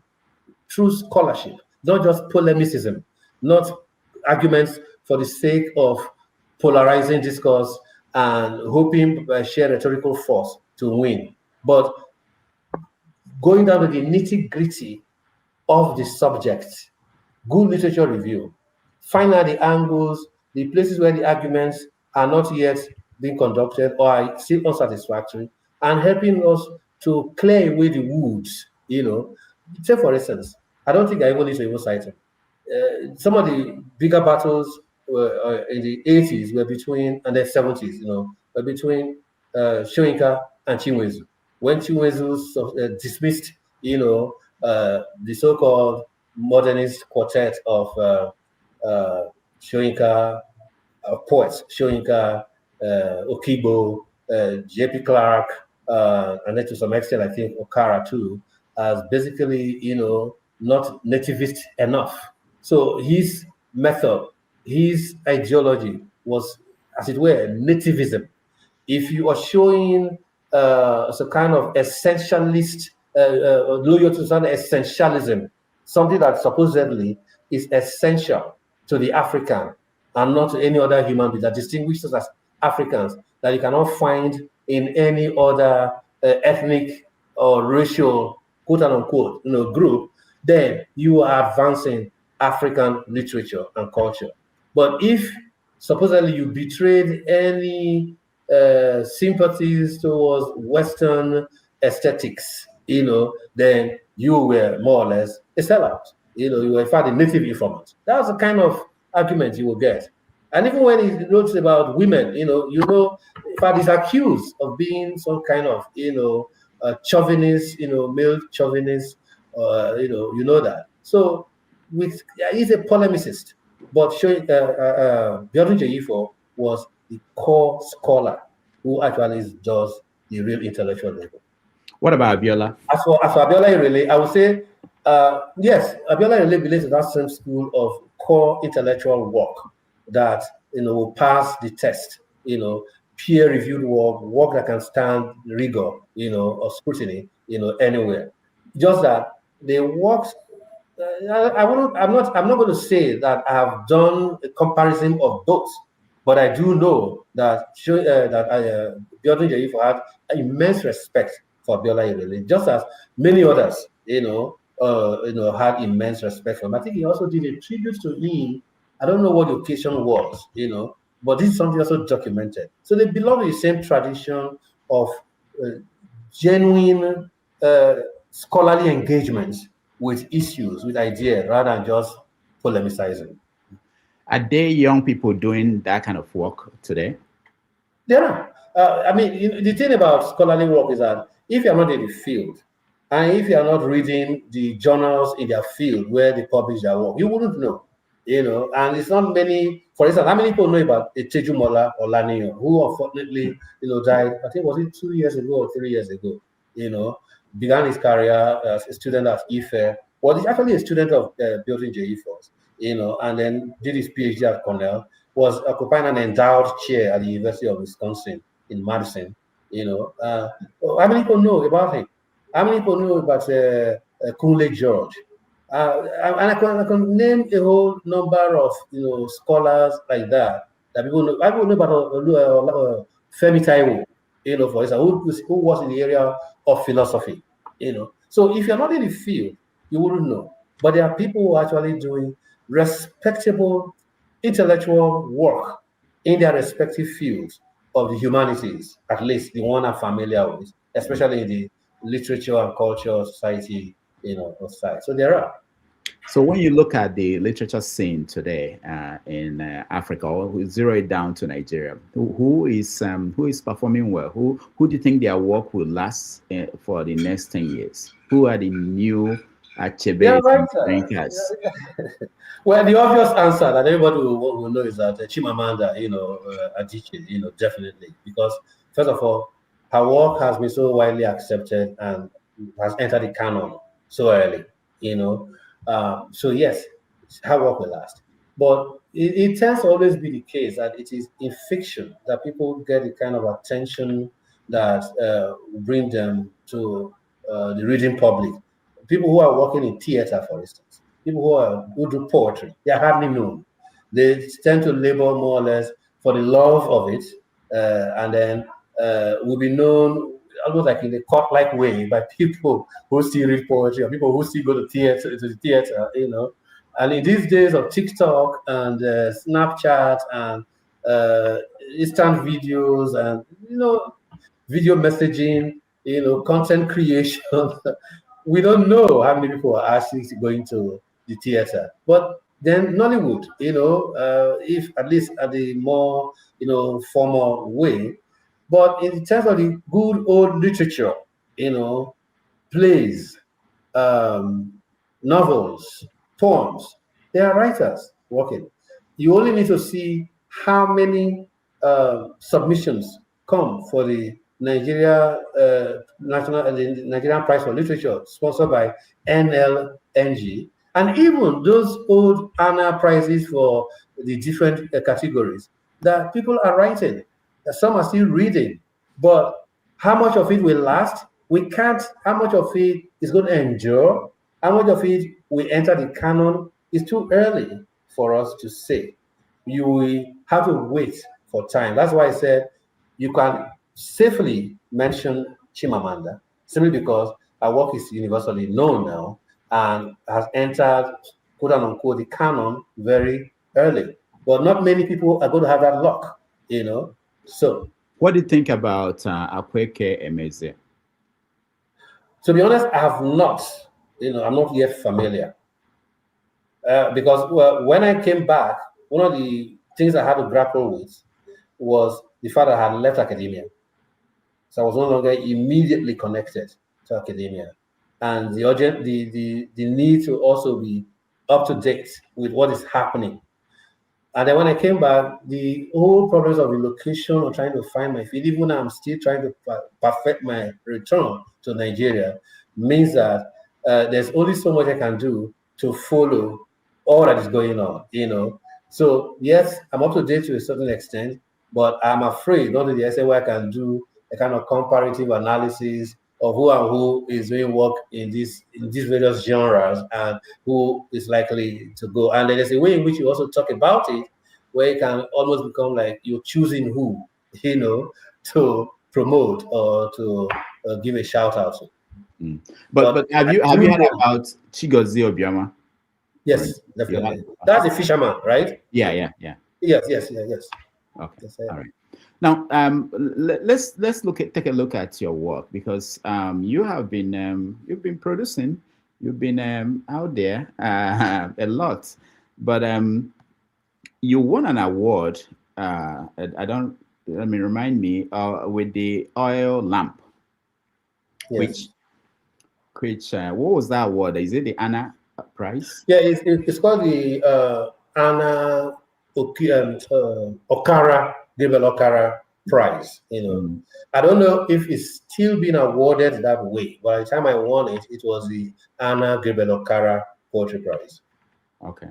And then, of course, this Homeland and other. Well, actually, this is the very, very, very first edition. The African World Press edition is really the one, which is the second edition. Yes, but yeah, that's my first book of poems. Okay, and here this is this is your work. Yeah, this is my scholarly work. Okay, history, trauma, and healing in post-colonial narratives. So there was this famous quote where Chimamanda Adichie said that post-colonial studies, I'm not quoting her exactly, more or less dismissing people who specialize in post-colonial studies. What do you make of post-colonial African studies?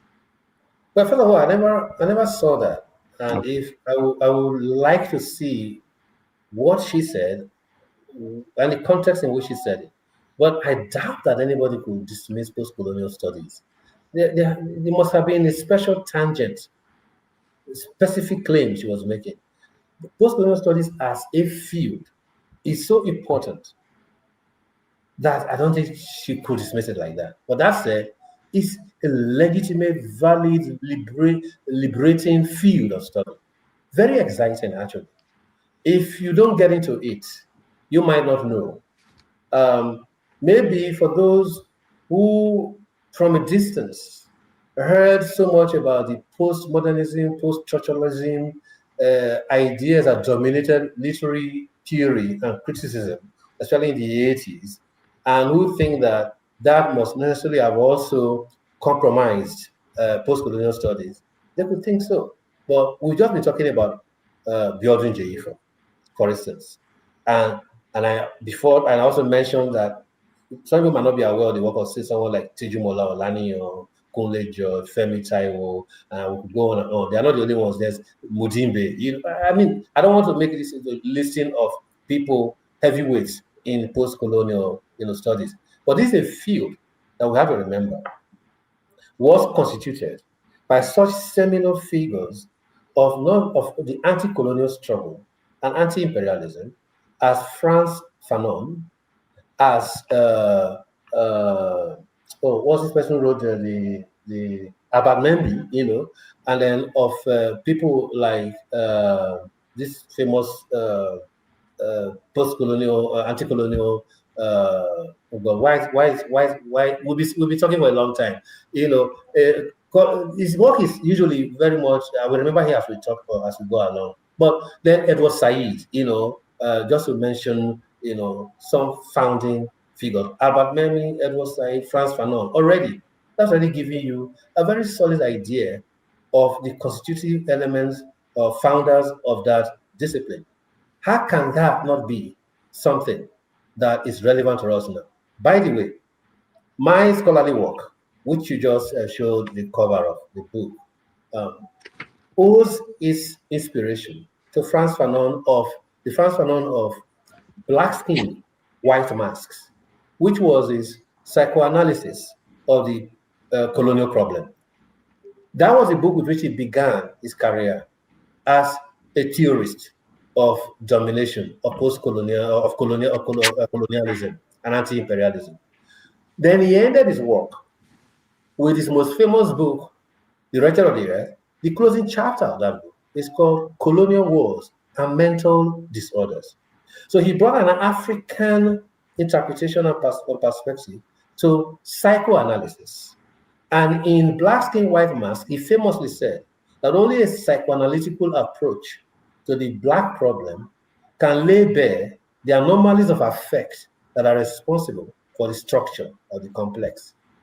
Now, he used that to then do a series of essays, about how, colonialism not only tries to dominate us materially, but do away with our culture.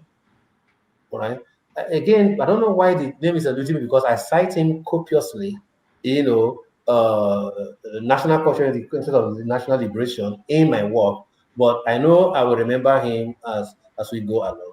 But what I'm saying, therefore, is that that field speaks to our reality, our lived experience, colonialism and neo-colonialism. Even now, that I don't think anybody who dismisses it can possibly know what it's really about, may have been mistaken about what he or she is actually, opposed to in the field of post-colonial studies. Now, your poetry has often engaged with state violence, memory, and injustice. Do you see yourself as a poet or a witness or an activist? I asked that question knowing that you were detained by Abacha. And how did that experience reshape your understanding of literature's role in confronting power? I didn't need to be detained to come to that notion or the role of literature, the liberating aspects of memory, of witnessing, writing, storytelling, which is what to me, it doesn't matter, whether it is poetry or drama or fiction. It's really storytelling. It's narratives. It's saying who we are. It's whether it's even a flower that you are writing about, you're talking about something in your lived experience, in your lived environment. That speaks to a moment. You can be speaking about the flower as a celebration of just sheer beauty, or you can be speaking of the flower as a metaphor for a longing for what is not yet that you wish to be. So an ode to the tomato, it has to take a specific moment and a specific place to be able to write an ode to the tomato, like Pablo Neruda, did. So all writing at the end of the day is political, in the sense that you speak from a specific point, a position, and it's your way of seeing, of knowing, of understanding and interpreting at that point. It's a feeling you're conveying, and there's something that feeds that feeling, that enables you to feel that way. You could very easily feel in a different way. All said and done, imprisonment, yes, can enrich our perspective, but it is not necessary, because one of the great things about literature is the power to imagine being in the place of the other. A fiction, because you have not lived it, but it's as if you've lived it. So when I read War and Peace, I've never been to Russia. I've never been in a war. I've never fought even the civil war in Nigeria. It happened when I was being born, So, but that is a book about war in a different crime. Yet it speaks to me. Crime and punishment, the ethical philosophy behind crime and punishment. Does committing a crime supposedly to serve a great good absolve you of the crime? And in what way? Does taking away the happiness of another advance your happiness? And if it does, is that a good thing or not? Can it actually? All these things, we don't have to have experienced them ourselves, but we can imagine them. The gift of empathy is probably the first thing any good writer must have, to imagine it, to be in the shoes of the other, to be the character, to know the character, bring that character to life, interact with other characters in a certain setting, grappling with a human situation.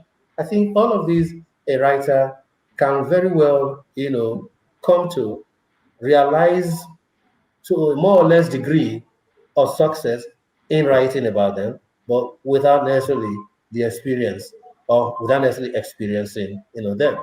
So I have tried, nevertheless, to make my work respond to the times that I live in and to bear witness to those times. I'm a strong believer in the poetry of witness, that we must bear witness to our times and the period we live in. All right. We will take anybody who wants to come in and ask questions. But before I let people in, you have a new book coming out. What is it about? Why Does God Need a Gun? Is that the title? Yeah, that's the title. Why does God need a gun? The work started as meditations on creeds and the incredulous. By looking at some of those outlandish things, those really incredulous things that we do in the name of God, in the name of religion, in the name of faith. But the core of this collection is a poem, a long poem with different subtitles called From the Forest of a Million Demons. Leah Sharibu Lifts the Veil. That's the title. And at a certain point, Leah Sharibu, who the whole world has come to know as a poster child of the war against not only girl education, but Western education in general, famously as you know, expatiated by a group called Boko Haram. They have a long Islamic name, but the people just call them Boko Haram. People are against book knowledge, book. So that is forbidden. Book is forbidden. Learning is forbidden. Leah Sharibu famously was going to be freed if she renounced her faith and converted to Islam. She did not convert, as though she was held back. It was threatening that they were going to sell her as a slave or kill her. We don't know if she's alive at the moment. So that singular act made her the poster child. But before the Chibok girls, there were also the Dapchi girls who had been captured. Then there were the 60-something students of federal government college, that were burned to death in their hostels. All kinds of atrocities. So I thought I would use that as the entry point of my meditations on this. And then also to make it live. What Boko Haram or the groups, the terrorists who kidnapped the Dapchi girls and the Chibok girls want to do is to erase them, symbolized by forcing them to wear the burqa, and hide their identity. Let them not be heard from. So my mission was to make Leah Sharibu speak for herself, give her agency. And in that process, while she's in captivity, the moment comes when she's actually engaging her captors, and that question is spoken by her. Why does God need a gun? Why does your God need a gun? So that is the title of the book.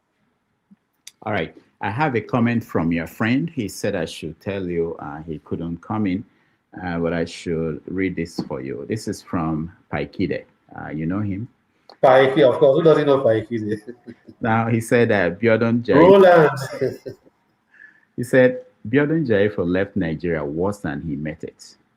His activism reduced to mere academic chatter, with his fellow intellectuals reduced to scrambling for crumbs to maintain their stomachs and ideology, relegated to the expensive pages of paywalled academic journals. Good people like Ogaga have basically been reduced to using the power of their oratory to defend the evil that their prose and poetry once railed against. I asked Ogaga, what is the purpose of literature? Why are we here if we can defend the likes of Bola Tinubu? The intellectual class has been a sellout, period.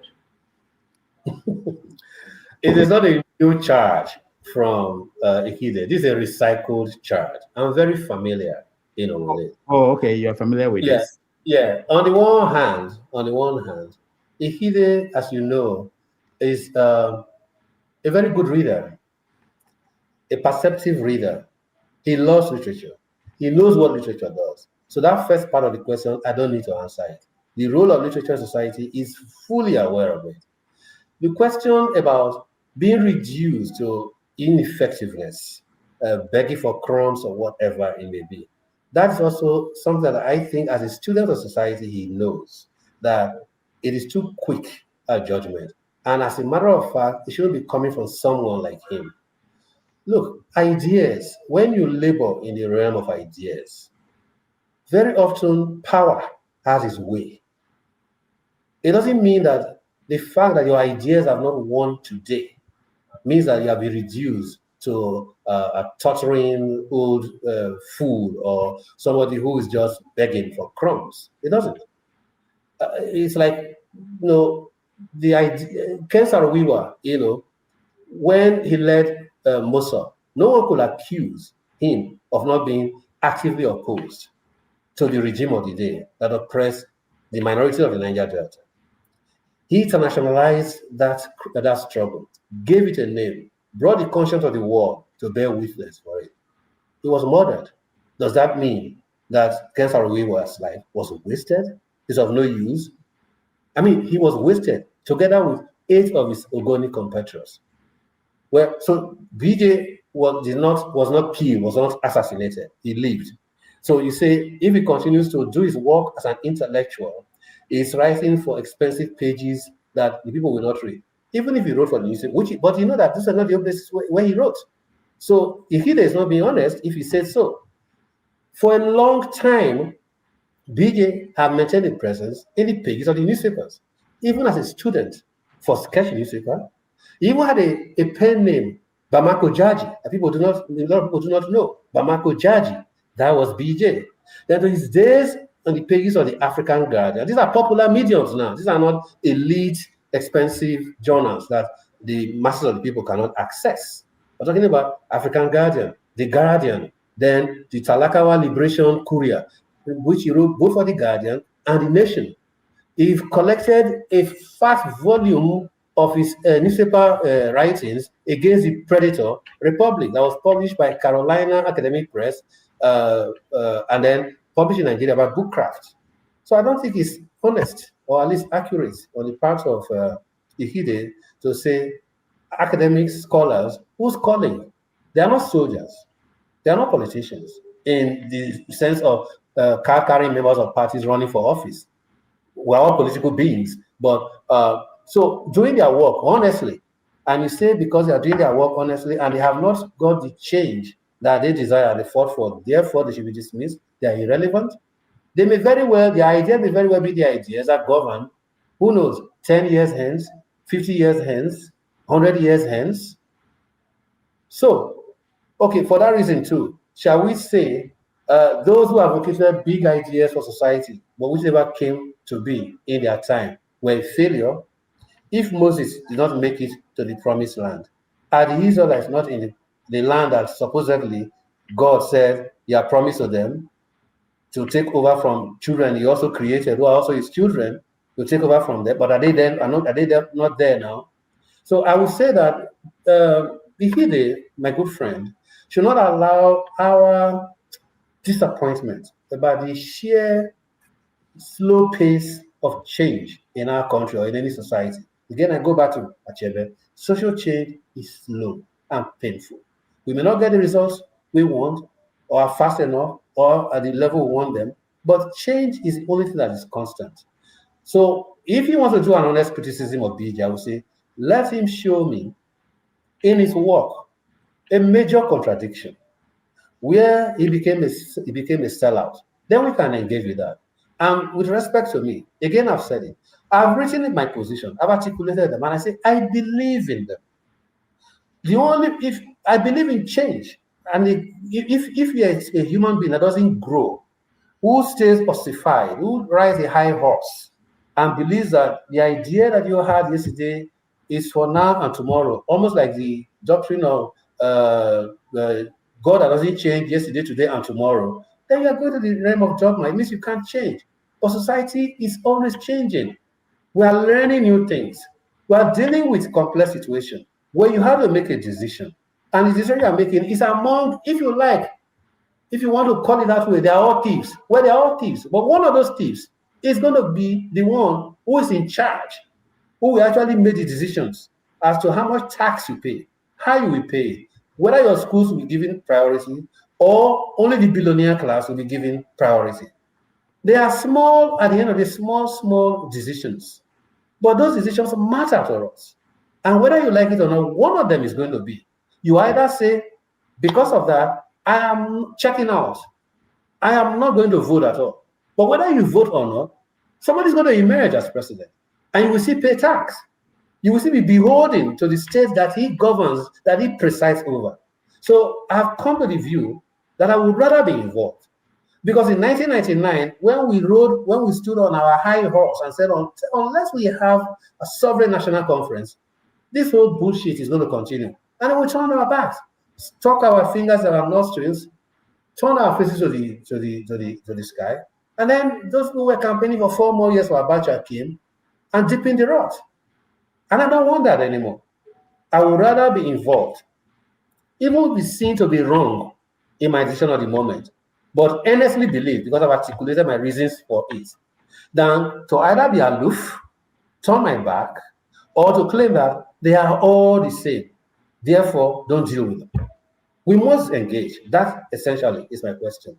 We must engage. And I gave you the example of no less a personality than Noam Chomsky, making me reconsider that view, that you can be so radical that you will feel that nothing is going to happen, there's no difference between them, and you end up only empowering those who will do the most damage to you when you get to power. And the small good that could have come from one of them, you let it go. So like the Americans will say, don't let the perfect be the enemy of the good. I guess that's the way to sum my position up. But as for President Tinubu, I still believe that given our circumstances, the context in which he emerged, he was a far better candidate among all of them. That is not to say that Obi is a bad man, by the way. And that's not to refuse to acknowledge the extraordinary dimension he brought to our policy. One of them being, he excited and got the youth engaged. I became engaged as a youth right from the university. So I know what excitement there is in youth being involved. Down to NSAS, we led the anti-SARS protest in 1989, University of Benin, famously for 3 days. So I know that. And that thing that Obi did is a plus for society. It's enough to even give him the highest honor of the land, to get our youth excited, engaged, paying attention beyond TikTok and Snapchat, to not really pay attention to the issues of the day about the electoral process, how to make it respond to our needs. They may not have won today. Does that mean the idea has gone? No. They may win tomorrow. So my answer is that if we don't win today, it doesn't mean we are irrelevant. We've been reduced to nothingness. And all our struggles and whatever we're doing have become, therefore, a sellout. We're impotent, like ash. No, tomorrow may be our day. Let's stay a little bit on Ikide. So for those watching, if you want to come into the studio, the link is up there. If you have questions, you don't want to come in, you can put it on the comment section. I will try to get to them. Ikide has this idea that people don't read anymore, but that they don't read books like the type you write, but people read on social media. I brought a publisher here a while ago, and he told me that any book in Nigeria that sells 2,000 copies is a best-selling book. Why is that? Is it that you don't have 2,000 writers that can afford books in Nigeria that will make any book to be a bestseller if 2,000 copies is what it takes? I wish I had the answer, but the truth is, writing and reading have always been bourgeois pastimes. That's the truth. In fact, the novel did not come to be until after the Industrial Revolution.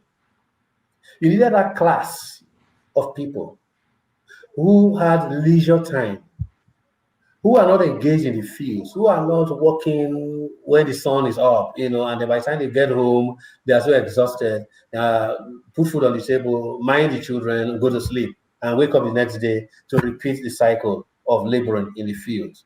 You need a new class of people who have the leisure, for whom there's a certain class that is paid labor that is working and producing, and they're taking the benefit of that labor, or at least indirectly benefiting from it, and therefore they don't have to work. They don't have to be, in that sense, engaged in the fields or even in the factories, and therefore write. And then you also have you have to have a leisure class.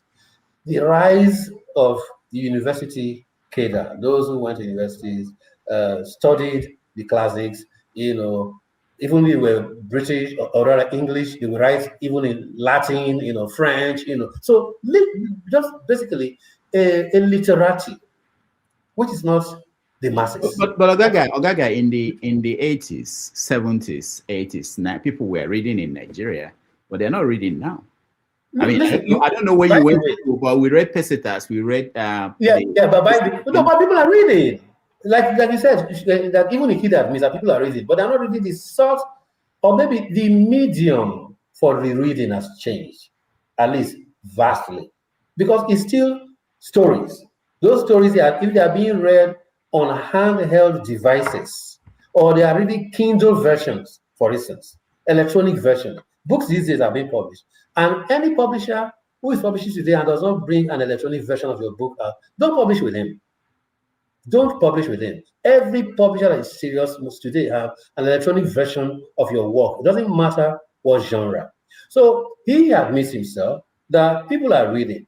I think the technology, the medium through which what is being read is brought to them is what has changed. I've not done the study to say in the 70s, 70% of Nigerians were reading, and now only 50% are reading, for instance. I don't have raw statistics of that nature. But I've also encountered people who will tell me, Ogaga, I used to read your column religiously. And I would say, I would never have thought such a person, read the newspaper. And that is even a popular medium, let alone the novel or the collection of poems, which they may not even hear of. But even if they hear of it, it's not as if it is at their doorstep. They can't just come to the corner store and buy, even if it's Chimamanda, they cannot go to the corner store and buy, Americana or Dream Count. They may hear of it, they may know of it. It's like a lot of people know Soyinka as a writer, but they have not read a single book, by him. And the closest they may have come to reading him actually will be maybe a newspaper publication, or when it's on television and they are quoting him, addressing a gathering, and so on. So what I'm not going to say is that I think people are reading. What they are reading, that we don't have pace setters anymore. And even then, I never read a pace setter, by the way. It was not my kind of literature. I never read. I knew of it. I knew all the titles, but I never read. That was not my kind. I was not going to spend time reading pace setters. Even the African Writer series, there was so much dross, in the African Writer series. I know that now in hindsight. There were only a few of them that were really worth, the paper they were printed on. But still, all I'm saying is that people are reading. Let's not actually dismiss them and say they're not reading. What they are reading and how they are reading it is what has changed. So we have to learn to bring our work to them through those means, to the extent possible. But we also have to admit that we are never going to make people read Macbeth, the way they will read any airport, Robert Ludlum or that kind of literature. They are not, because the people who read those kind of pop literature are not the kind of people who are going to have the patience to sit down and grapple with to be or not to be, or grapple with waiting for Godot, and so on. So they read. Let's just give them that credit.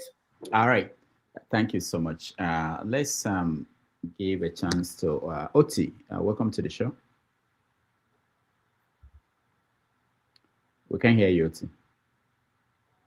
Has he unmuted himself? Yeah, Oti, we can't hear you at all. I don't know if you can hear us. We can hear you. Maybe he has not unmuted himself. No, he did. I think his connection. Are you using any earpiece? Okay, go back and come back in. Go out and come back in, and then we see if that works. All right. So let me ask you. We talked about Abacha and the time you were detained. How was that experience like then? Where were you detained? Was it the? Well, you see, because there's a sense in which, because I was working in civil liberties, I was a member of the Civil Liberties Organization. I was in charge of our annual reports project.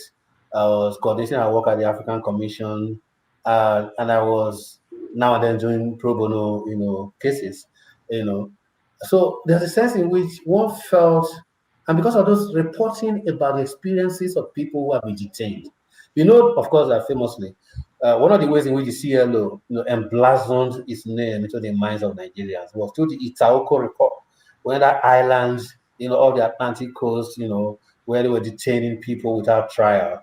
CLO got involved and had them freed, and then we started working in the prisons and having people who are waiting trial come out looking so emaciated, and the sheer number of them, until when we published that book, Behind the Wall, which actually opened the eyes of Nigerians to what was going on. Then every year, as I compile the annual reports, there'll be a special chapter on prisons and prison conditions.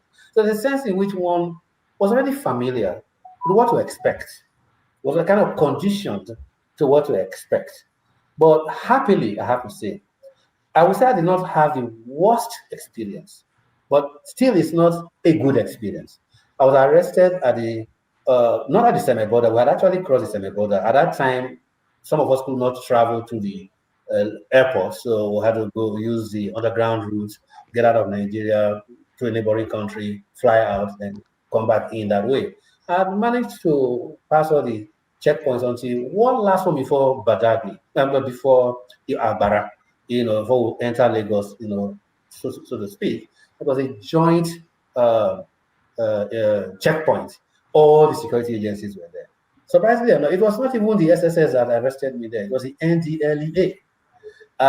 They were searching our luggage, and I will bore you by giving the details of what. But basically, I was arrested there, then taken to 15A Awolowo Road, which was, as you know, the infamous detention headquarters annex of SSF. First the headquarters, then when they moved to Abuja, it became the headquarters annex. Then from there to inter center, this interrogation center, just this Koyi cemetery, Balende, and then finally from there to Ikoyi prison. Now, throughout, it was when I was with the SSS, it was solitary at first with my friends, Aki and Adeshokon, who I've been arrested together with. I've been arrested together with in the same room. Then we were separated, and then I was freed, and then I was taken to our Ikoyi prison.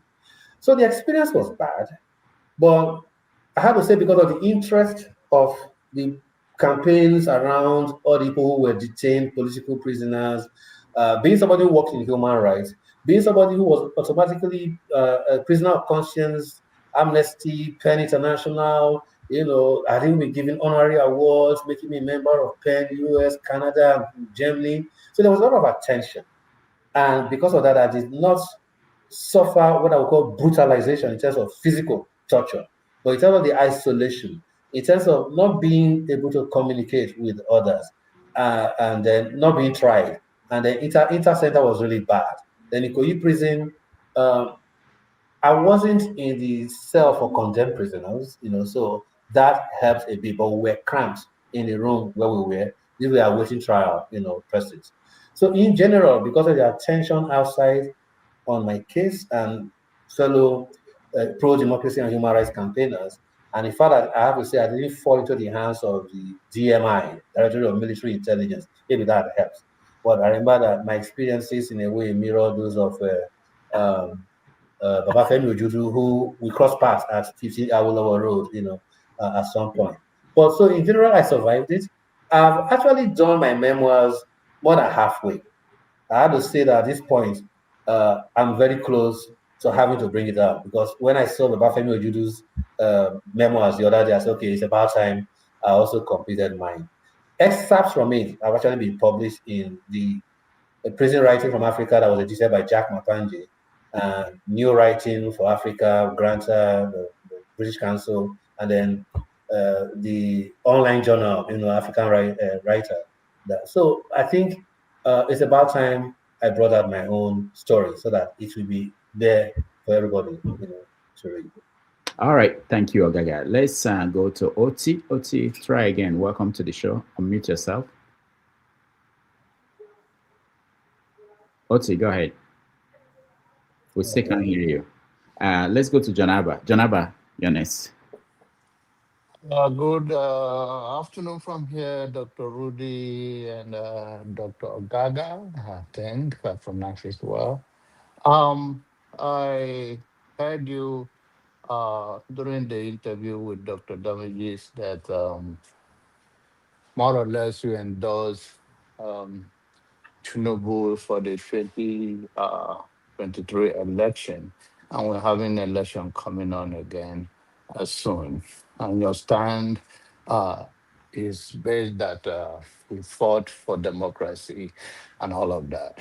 So, and you talk about him being the governor of Lagos, and Peter Obi also was a governor of Anambra State.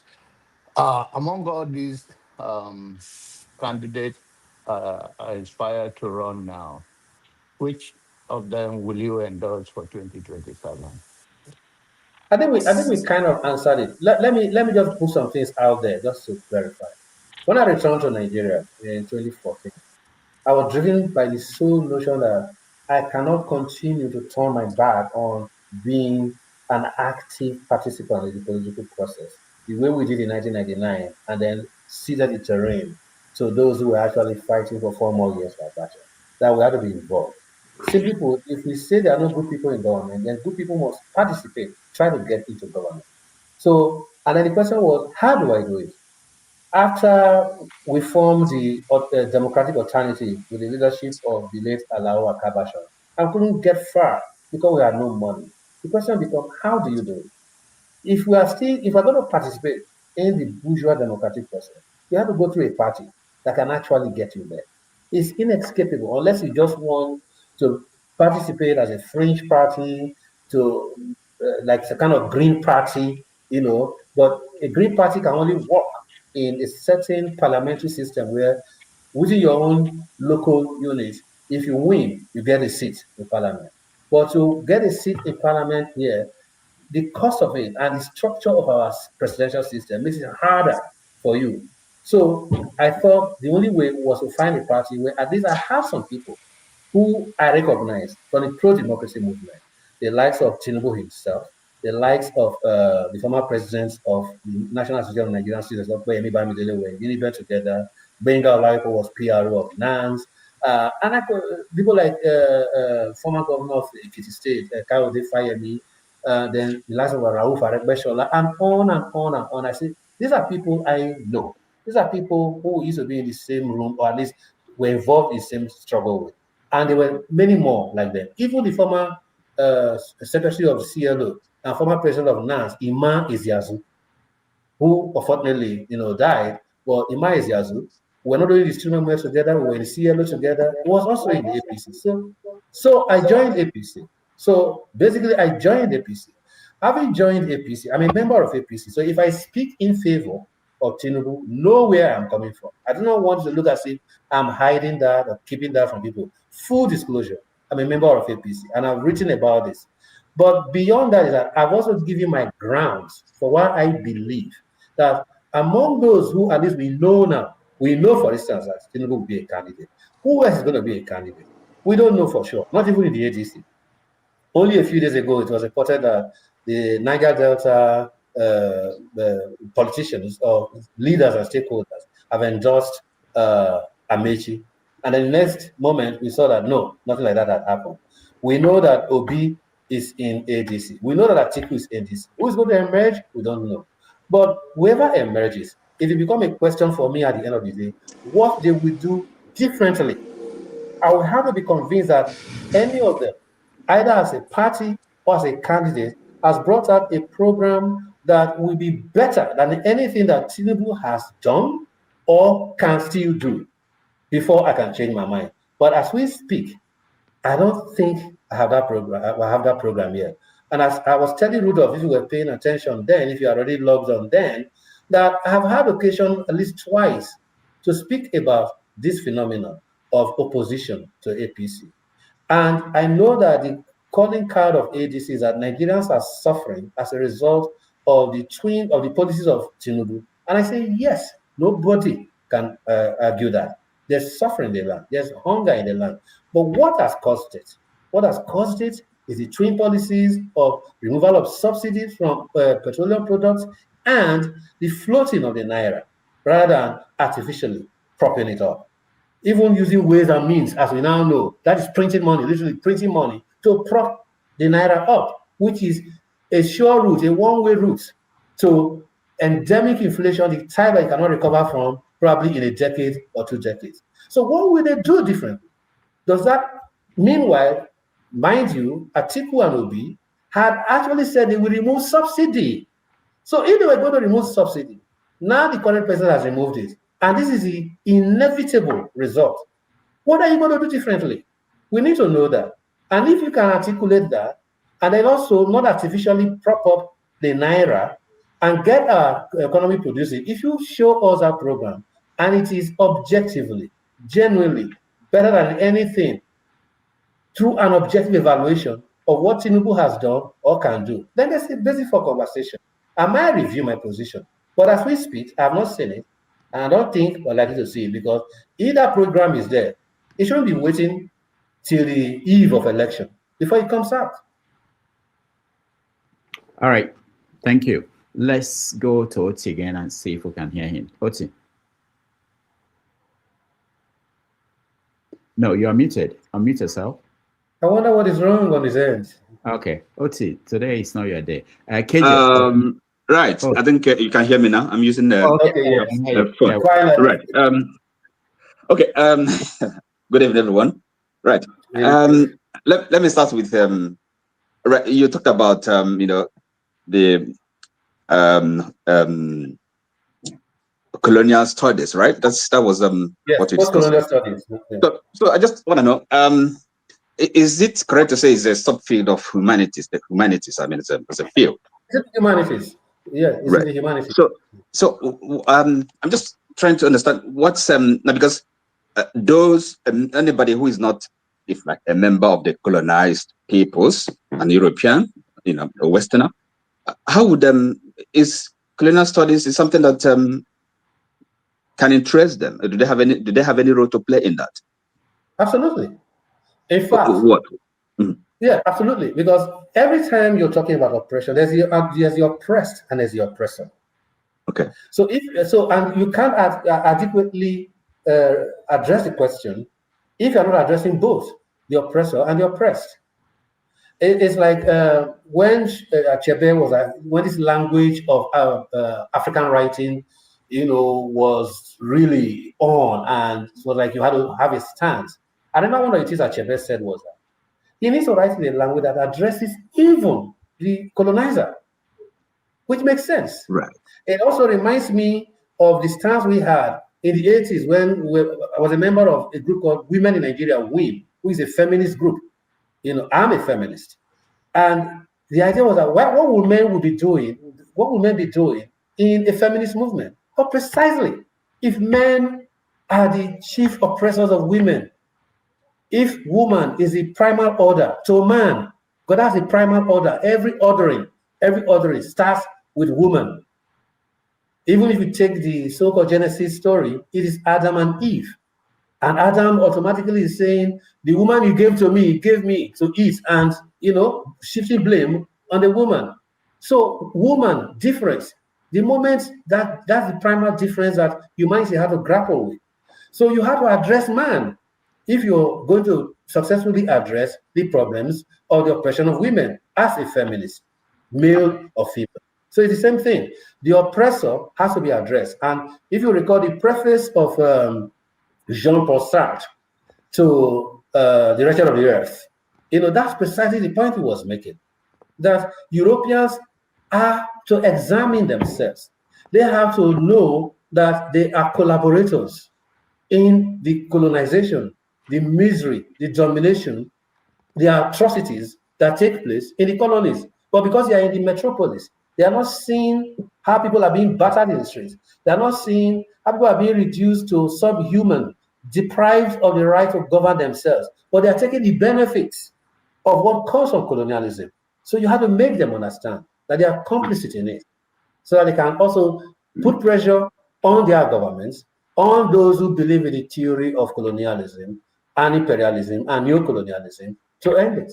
So it's a subject, okay. It's a field that addresses both the oppressor and the oppressed.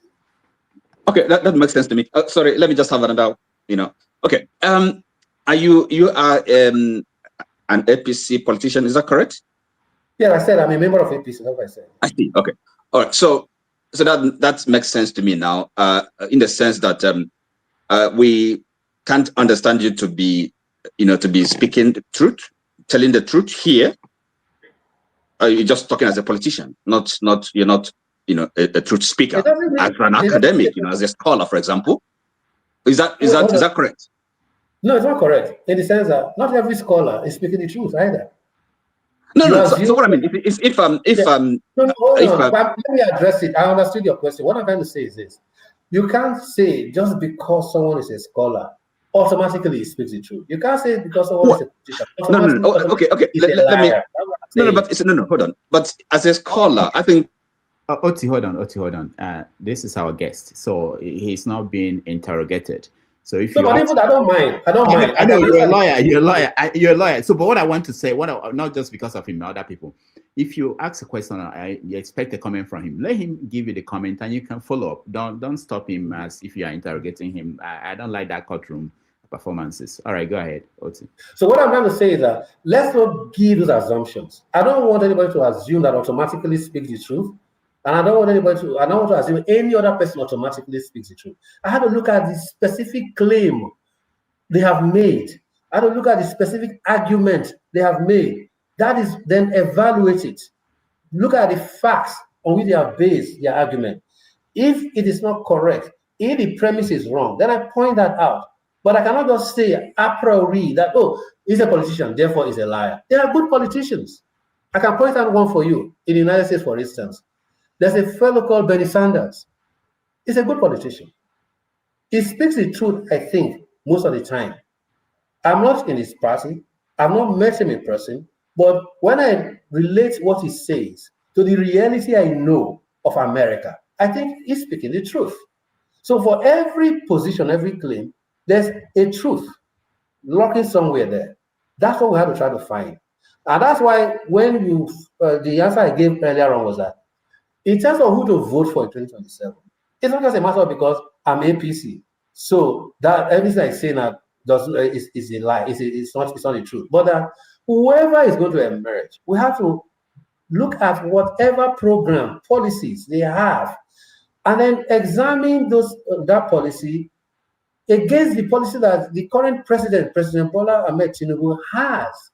The actions he has already taken, ranging from the old subsidy removal, the floating of the currency, the local government autonomy, the continuation of devolution by way of power generation, removing it from the exclusive legislative list to the states, going now to his argument for his plea to the National Assembly to now make a law enabling state police, which is something we've been campaigning for a long time.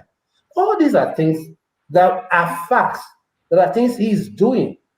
So if a government is going to come, I want to know, what will they do as opposition?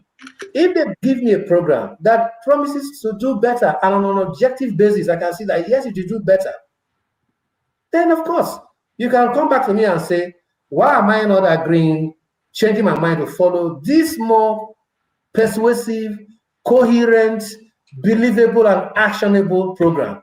Is it because you're a member of APC? That is when you can hold me on the level of partisanship, say, I'm refusing to accept the truth simply because I'm a member of a party. But until that moment, you cannot just simply say, oh, you're a member of a party, you're a liar. Nobody, you're not even a pastor. I won't even grant a pastor an automatic claim to truth-telling simply because he or she is a pastor. All right, Oti, thank you. Let's get to other people. If we have time, we'll come back to you. That's why I always say get their best questions so that we don't have to. All right, let's go to KJ. KJ, you're next.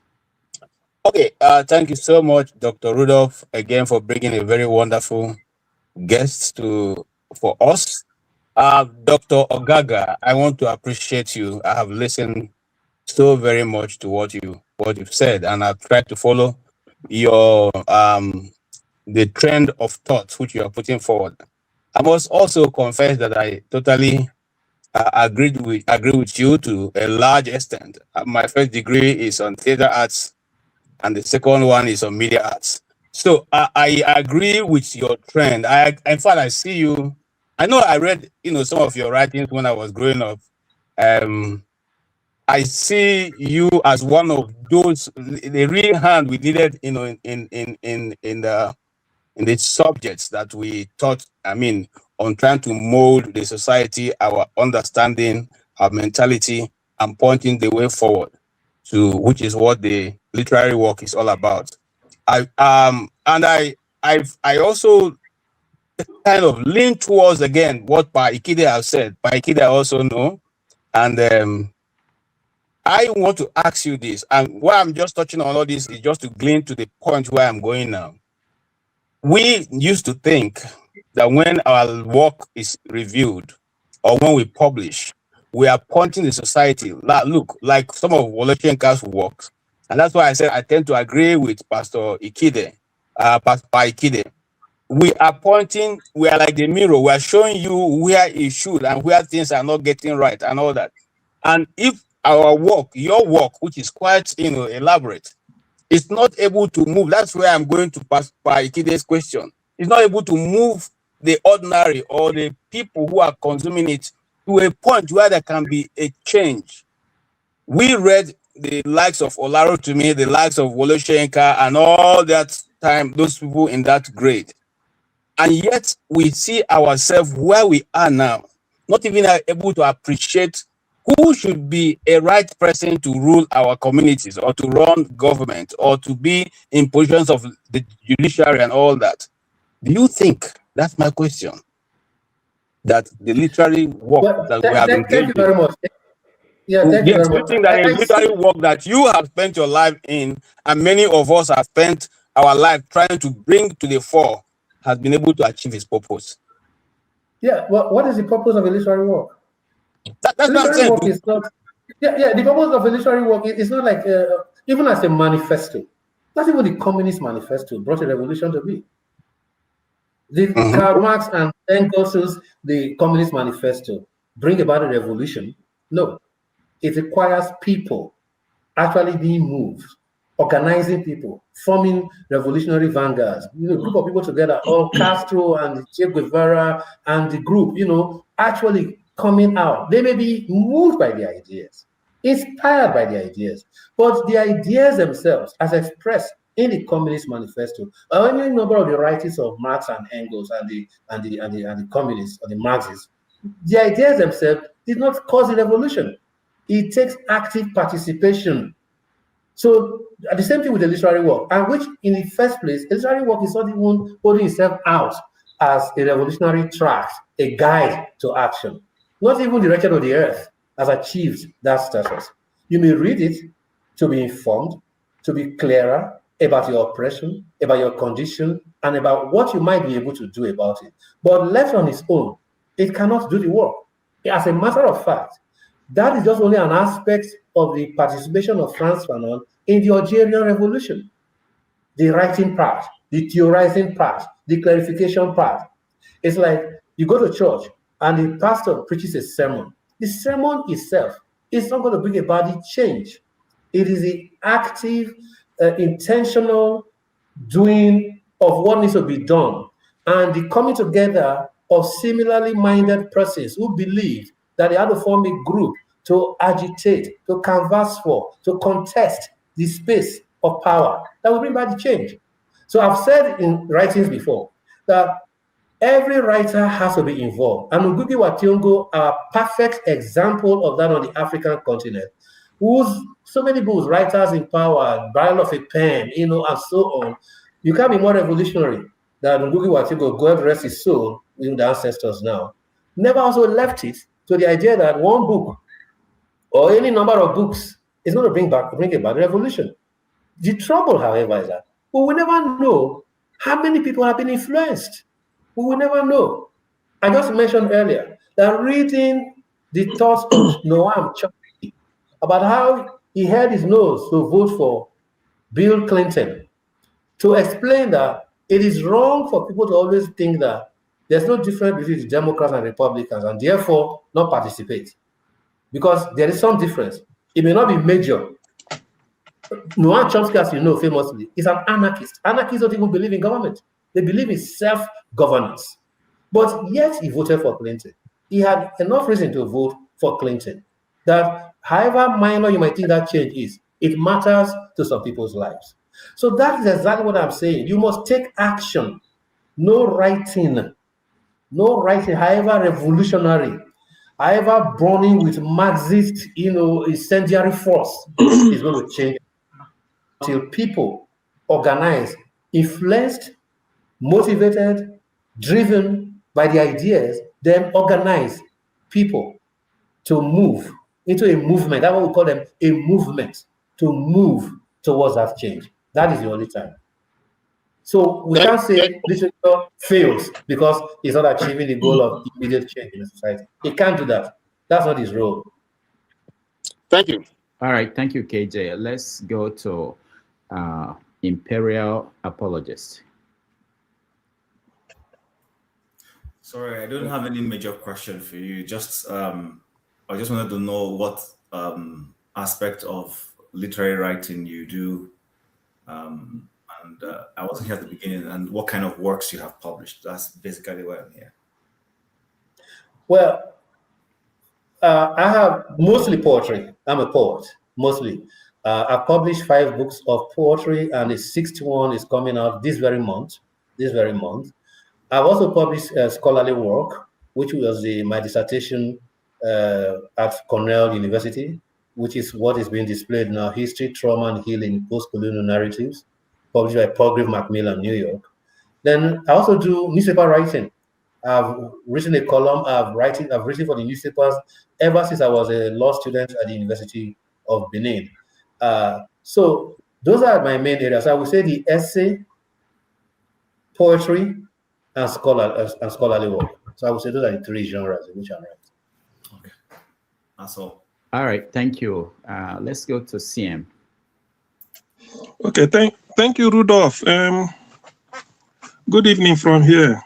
Good evening, our guest, Professor Ogaga Ifowodo. Dr. Ogaga Ifowodo. Oh, okay. Oh, well, sorry. Well, I did teach at the university, but I didn't wait to be a full professor before I returned to Nigeria. Okay. Don't worry. I know you remember your days with Professor Grace Alele Williams at Uniben, but that is by the way. You're running. Absolutely. Yeah. Can't possibly forget that. Ogaga, you see, I've read your articles in the papers, and I know when you wanted to want to go to House of Reps to represent the Isoko community. I think I read about it. I don't know how you went. Maybe they told you that poetry, Nigerian politics is different from your poetry and student activism. That's by the way. I don't have money. Simple. That's all. I don't have money. That's what it told me. Well, that is part of the Nigerian politics. The question I want to ask you, because I feel somebody in your position should be able to articulate better. You're a member of APC. You've said it now. Can you please articulate for me or for anybody what Tinubu, as the president of Nigeria, has achieved since 2023 in the areas of security, economy, and then what the other one? Security, economy, and probably human rights.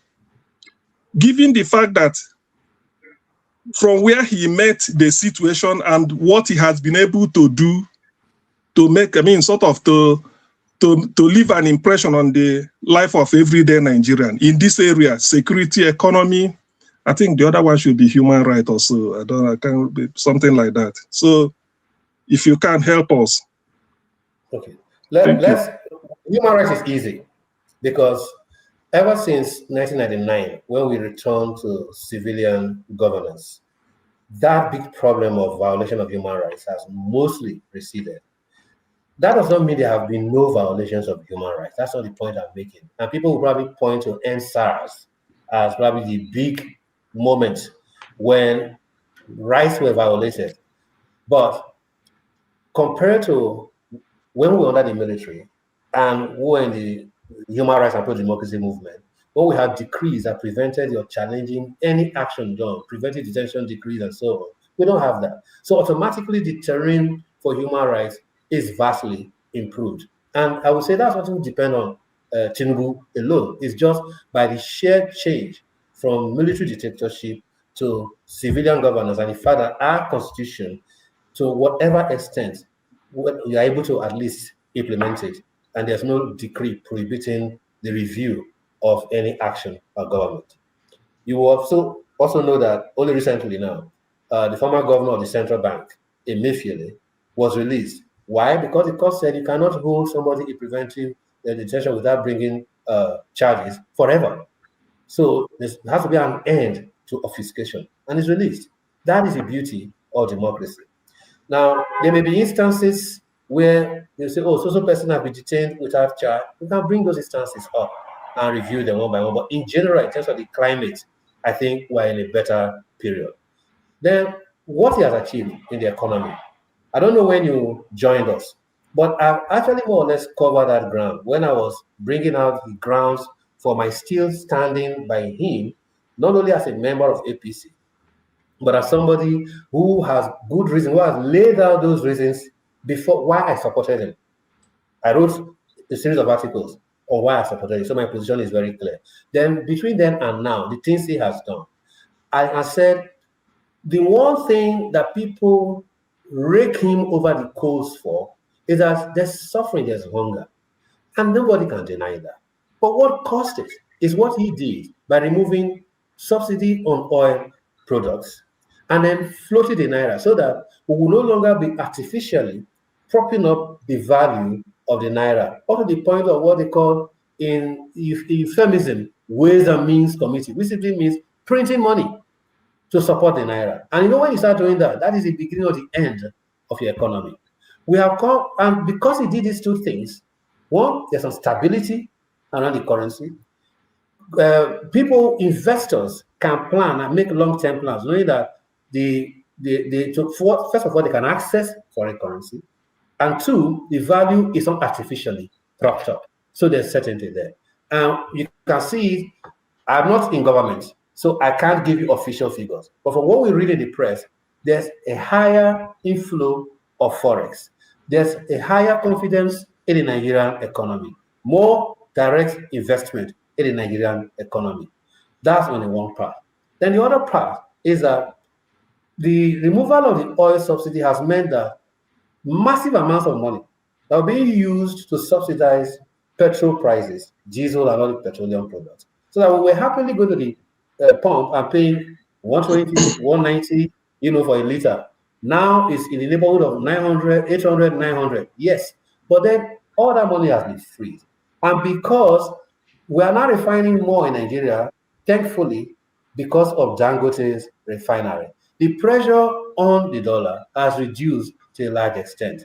It has not manifested itself in the day-to-day ordinary life as much as we would want, but one way of this we know is that states are no longer going to Abuja to beg for money to pay salaries. You all know that Okonjo-Iweala, a former minister of finance under Obasanjo, famously lamented the fact that we were borrowing money to pay salaries. We're no longer doing that. So there's some stability in the economy. Investor confidence is there. The Nigerian Stock Exchange is rising. But the results have not trickled down fast enough. But how long should it take? It's only 2 years in governance. And when you meet certain problems which are dysfunctional, an economy that is dysfunctional, they are structural. When you're correcting them, you can't expect immediate results. Not even any of them in the opposition parties will say that if they come into power today, then the next day, automatically, everybody will be having a good life. They all said, Atiku, Obi, and Tinubu, that they will remove the subsidy. So that's not the question anymore, that they will have removed it. And it's also not debatable that once you removed it, the expected increase in petroleum prices will be there. They probably will tell us that they will have had a better plan to deal with that. We don't know that plan. They are not the government. But I've been challenging them. Okay, now that you are angry to come back and using that very same thing, the results of the removal of the subsidy to whip the government in power, say they're suffering. What will you do differently? Are you therefore saying that if you came to power in 2027, you will return us to the regime of subsidizing petroleum products? You will return us to the regime of artificially propping up the naira, having multiple exchange windows, and then leading to arbitrage, creating multi-billionaires out of our suffering through subsidy and dropping all the naira. So we need to know these things. So, and then you talk about other things. In nation building, I said, Tinubu has done a few things that are not in the news all the time. Local government autonomy.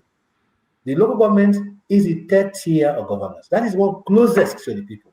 But what they were was that they were subjected to the states. The states just simply creamed off their allocations and treated it as a slush fund for doing all kinds of things, but not development.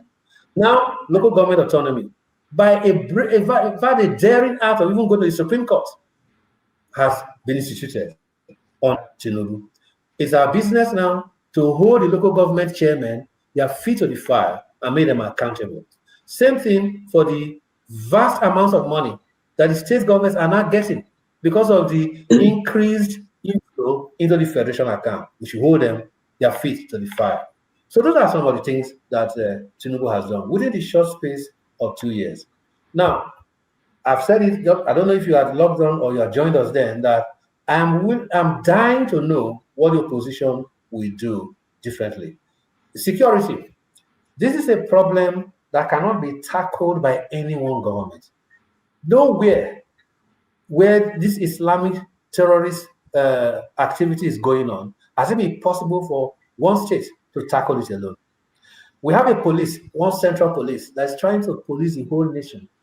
We have everything is centralized. But the forests are within states, within local governments, in some backwoods.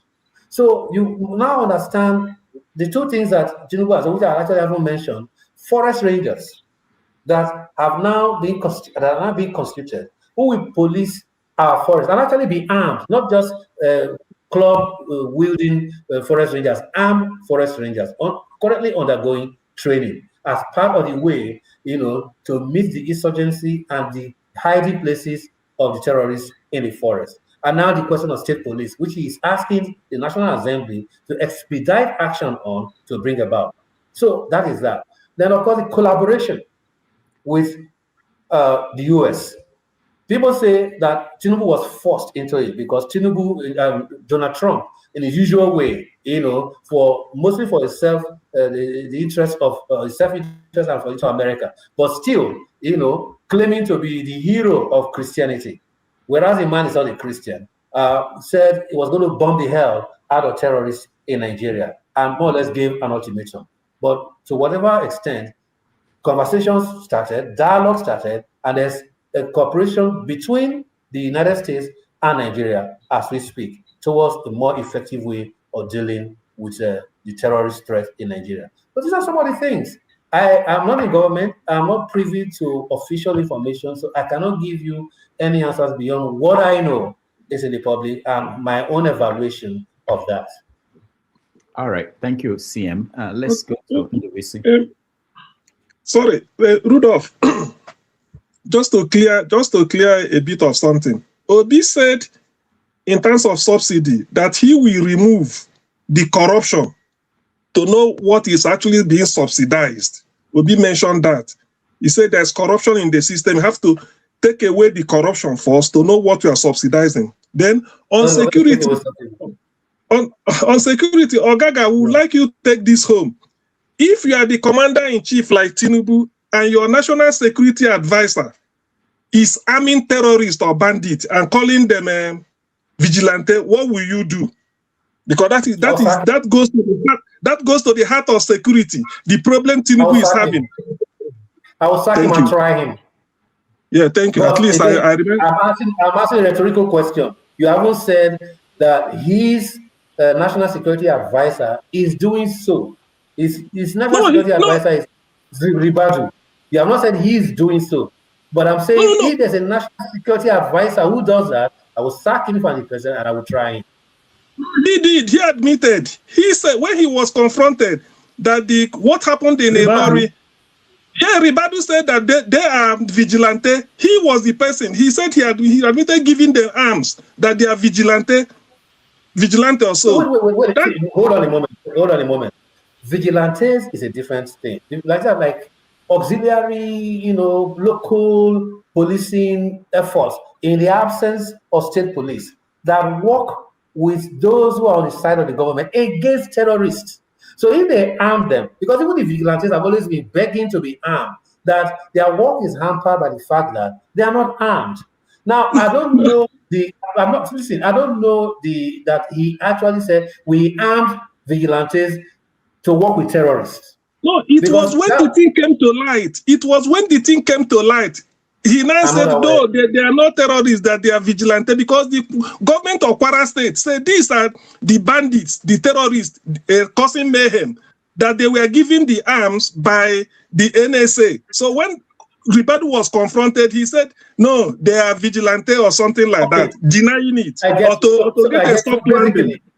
Okay, so basically, it's a question of bad cop, if you like a rogue police officer who lends his arms to terrorists or who uses his arms to commit armed robbery. But that's not as if it's a policy of the government that they are consciously arming vigilantes to go and work for terrorists. He was only saying, we gave arms, if I believe you, I'm relying on what he said, we gave arms to vigilantes, not to terrorists. But if they've used them for terrorist activities, then they should be charged, they should be brought to court. They should be made to face the brunt of the law. That's all. Okay. All right. Thank you. Thank you, CM. Thank you. NDDC, go ahead. Yes, Rudolph. Good afternoon from here. Dr. Gaga, good afternoon, sir. Good afternoon, my brother. Yes. I want to take my question from two sides. I admire strongly your literary and legal knowledge and all that you've done in the pro-democracy struggle. I've not read I've not read your books, but from what you've said, I'm sure they are all there for the public to see. In that light, knowing what is going on in our country today since the return to democracy in 1999, I don't know whether in good conscience you'll be able to say that some of these your comrades in the pro-democracy struggle, like the man in power now, knowing what people are saying across the country in his leadership of the country today, whether in good conscience you will say he has stood up to the ideals of that era of the struggle to kick out the military and to give hope to Nigerians. Secondly, sir, I'm not done, sir. Let me one more question, because I don't want to start going to the area of security and all that. I just want to put all into perspective. Secondly, sir, since he came to power, you saw the way he rushes whatever policy he wants to push that should go to National Assembly.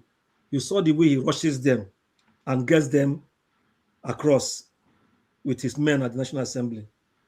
But it appears, and not necessarily it appears, it is obvious that whatever is in the best interest of the masses, what people are asking for, he drags his feet, or sometimes he abandons it.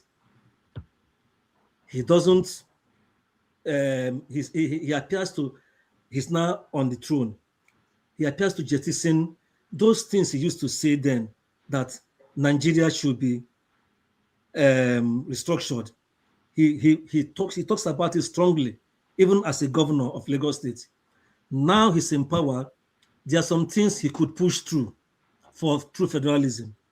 He's not doing it. I don't want to even to go. I want to go to the area of how he spends our money, how some members of his family are just there feasting on the country's wealth and all that.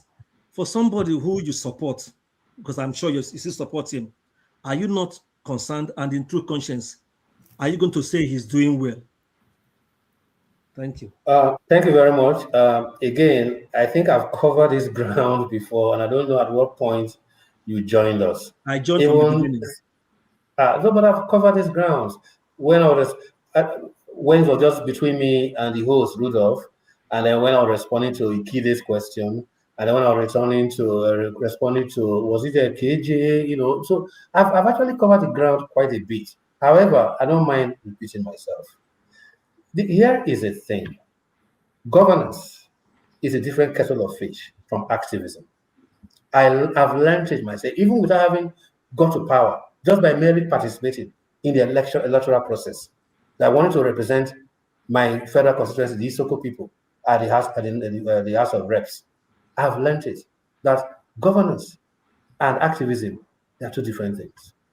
When I became a member of the board of NDDC representing Delta State, it's a board membership thing. It's not an executive position.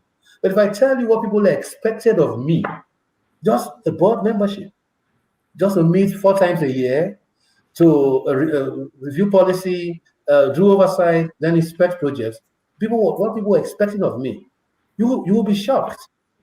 And these are things that people confront when they're in power. I'd like to remind you, even the great Nelson Mandela, believe it or not, was called a traitor when he got to power. They said he had sold out to the whites. That's the great Nelson Mandela.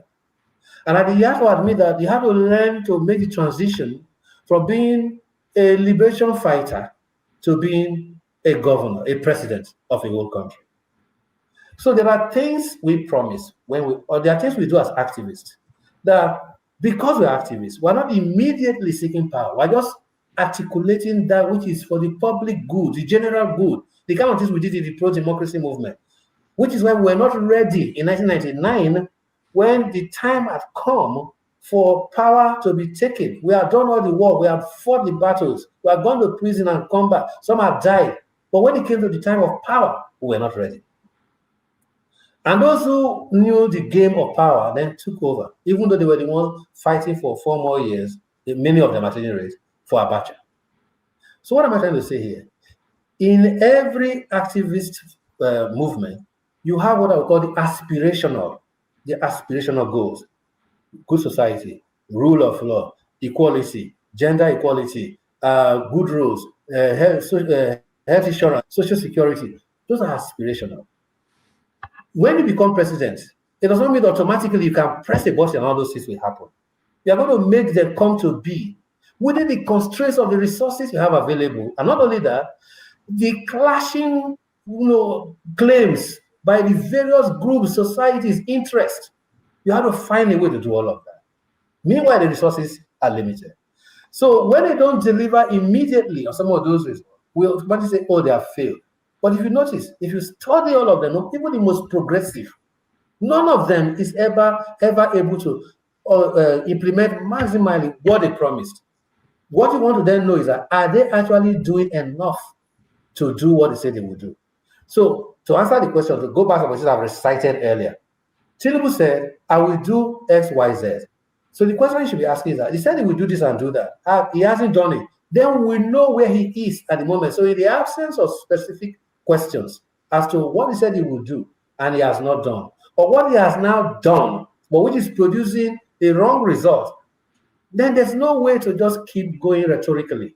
Then as to whether his family members are feasting on the wealth of the nation, I can't speak to that because I don't have a specific claim that so member of the family. If you have to let us know. You have to tell us here now that so member of his family did so and so, got access to so amount of money, misappropriated it. Yes, then we can respond to that, because otherwise, because mind you, apart from being a lawyer, even as a citizen, you don't want to be falsely accused, right? If I say you stole something, the next thing you're going to ask, what did I steal? From who? Who is the complainant? Definitely, those are legitimate questions. So I can't. But if you're speaking generally, that the level of corruption, there's still corruption in the government. Yes, that's a general question. But if you're making specific claims, allegations, I'm afraid I cannot respond to it unless you make the details of that claim clearer to not only me, but to all those who are listening. Because, as you know, many people are listening, so that is where it is. So yes, can I still stand by him? I'm saying, I read a number of things earlier: local government autonomy, removal of power, which is a major problem, as you know, in Nigeria, from the exclusive legislative list and putting it to the states. Then continuation of the power generation that came from the previous government, but he has continued with it, asking for state police now as a necessity, an imperative now, training and arming forest rangers so that they can help police, more effectively police our forests and those hidden places where terrorists launch their attacks from. These are all things he's doing, among other things. I didn't even mention the students' loan thing, the students' loan fund, which is something that has not been done before, that is now being done. So there are a number of things. But if you want to point to any specific one and say, this has not been done, or this has been done badly, then we can have a conversation on that. So that is the reason why I still stand by him. And I would like to know what any opposition politician thinks can be done differently or better, articulated for us to see, so that we can, on a more objective basis, compare the two and know who is standing by the way, the truth that will lead us forward, and who is just merely being partisan or merely just making general accusations. That will be my response. But I understand where your question is coming from, because we're all in a hurry to have Nigeria develop. We're all in a hurry to have good governance that works for everybody in Nigeria. That is where that comes from. The same thing I said about Ikide, that I know where that comes from. It wants change faster than we are having. It wants accountability faster than we are having. But that should not therefore blind us to the things that we have now that may be good. Like Tai Sholari used to say, if the devil gives me free education, I will take it. So even if you don't like President Bola Tinubu, if he has brought students loan fund, if he has done local government autonomy, if he has brought power generation to the states, if he's asking for state police now, you can't tell me these are things that we as progressives do not want in Nigeria. So if there's something more you want, we can still discuss that. So that's will be my response to you. Thank you. All right. Thank you, Ndobisi. Yakubu, you're the final person we have before I ask my final question, and then we'll call it a day. Go ahead. Okay.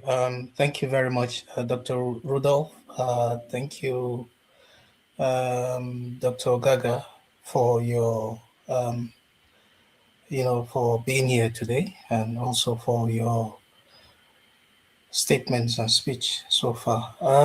Actually, I came on as soon as I heard you talk about the local government autonomy, because I am a proponent of local government autonomy. I have always been a proponent of local government autonomy, because that is where the governance is missing, and that is where the governance is needed most.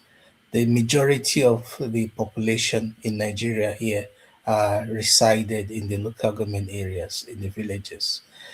And you discover that the lack of presence of government is largely felt in the local government areas, in the villages.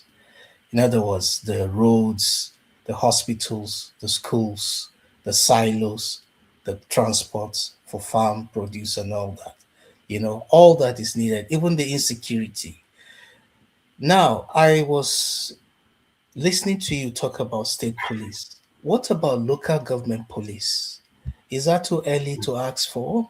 Because I mentioned this. I mentioned this because I was looking at a scenario of a family where you have one person that is trained as a first aider, and then someone in that family suffers a heart attack. You realize that the chances of that person surviving is higher, because already there is someone within that unit that is trained to, respond to such an emergency before the person goes, to whatever level the person needs to get to. That is the way I see local government police as. It's like the first responder, the emergency response, before the support comes from the state, and then the other support comes from the federal. Do you think it's too early to start asking for local government police? And sorry, another one again is, what do you think about Section 7.1 and Section 197.1b of the 1999 Constitution amended, the one that has to do with moving the local government issues from concurrent list to the exclusive legislative list, and also stopping states' independent electoral commission from conducting local government elections and giving it to INEC? We are trying to see that this autonomy thing is as practical as possible. In other words, there's no interference whatsoever, so that the people can actually, whatever it is that is coming now in large chunk can be felt, the true governance, which is the true reason why this government is making all these moves, will be felt by the people. Because it's now or never. It's now or never. We have to get it right now. First of all, I'm happy that you are a proponent of local government autonomy. I don't know anybody who will not support local government autonomy, unless that person doesn't even know what government is about, and it's not be paying attention to anything.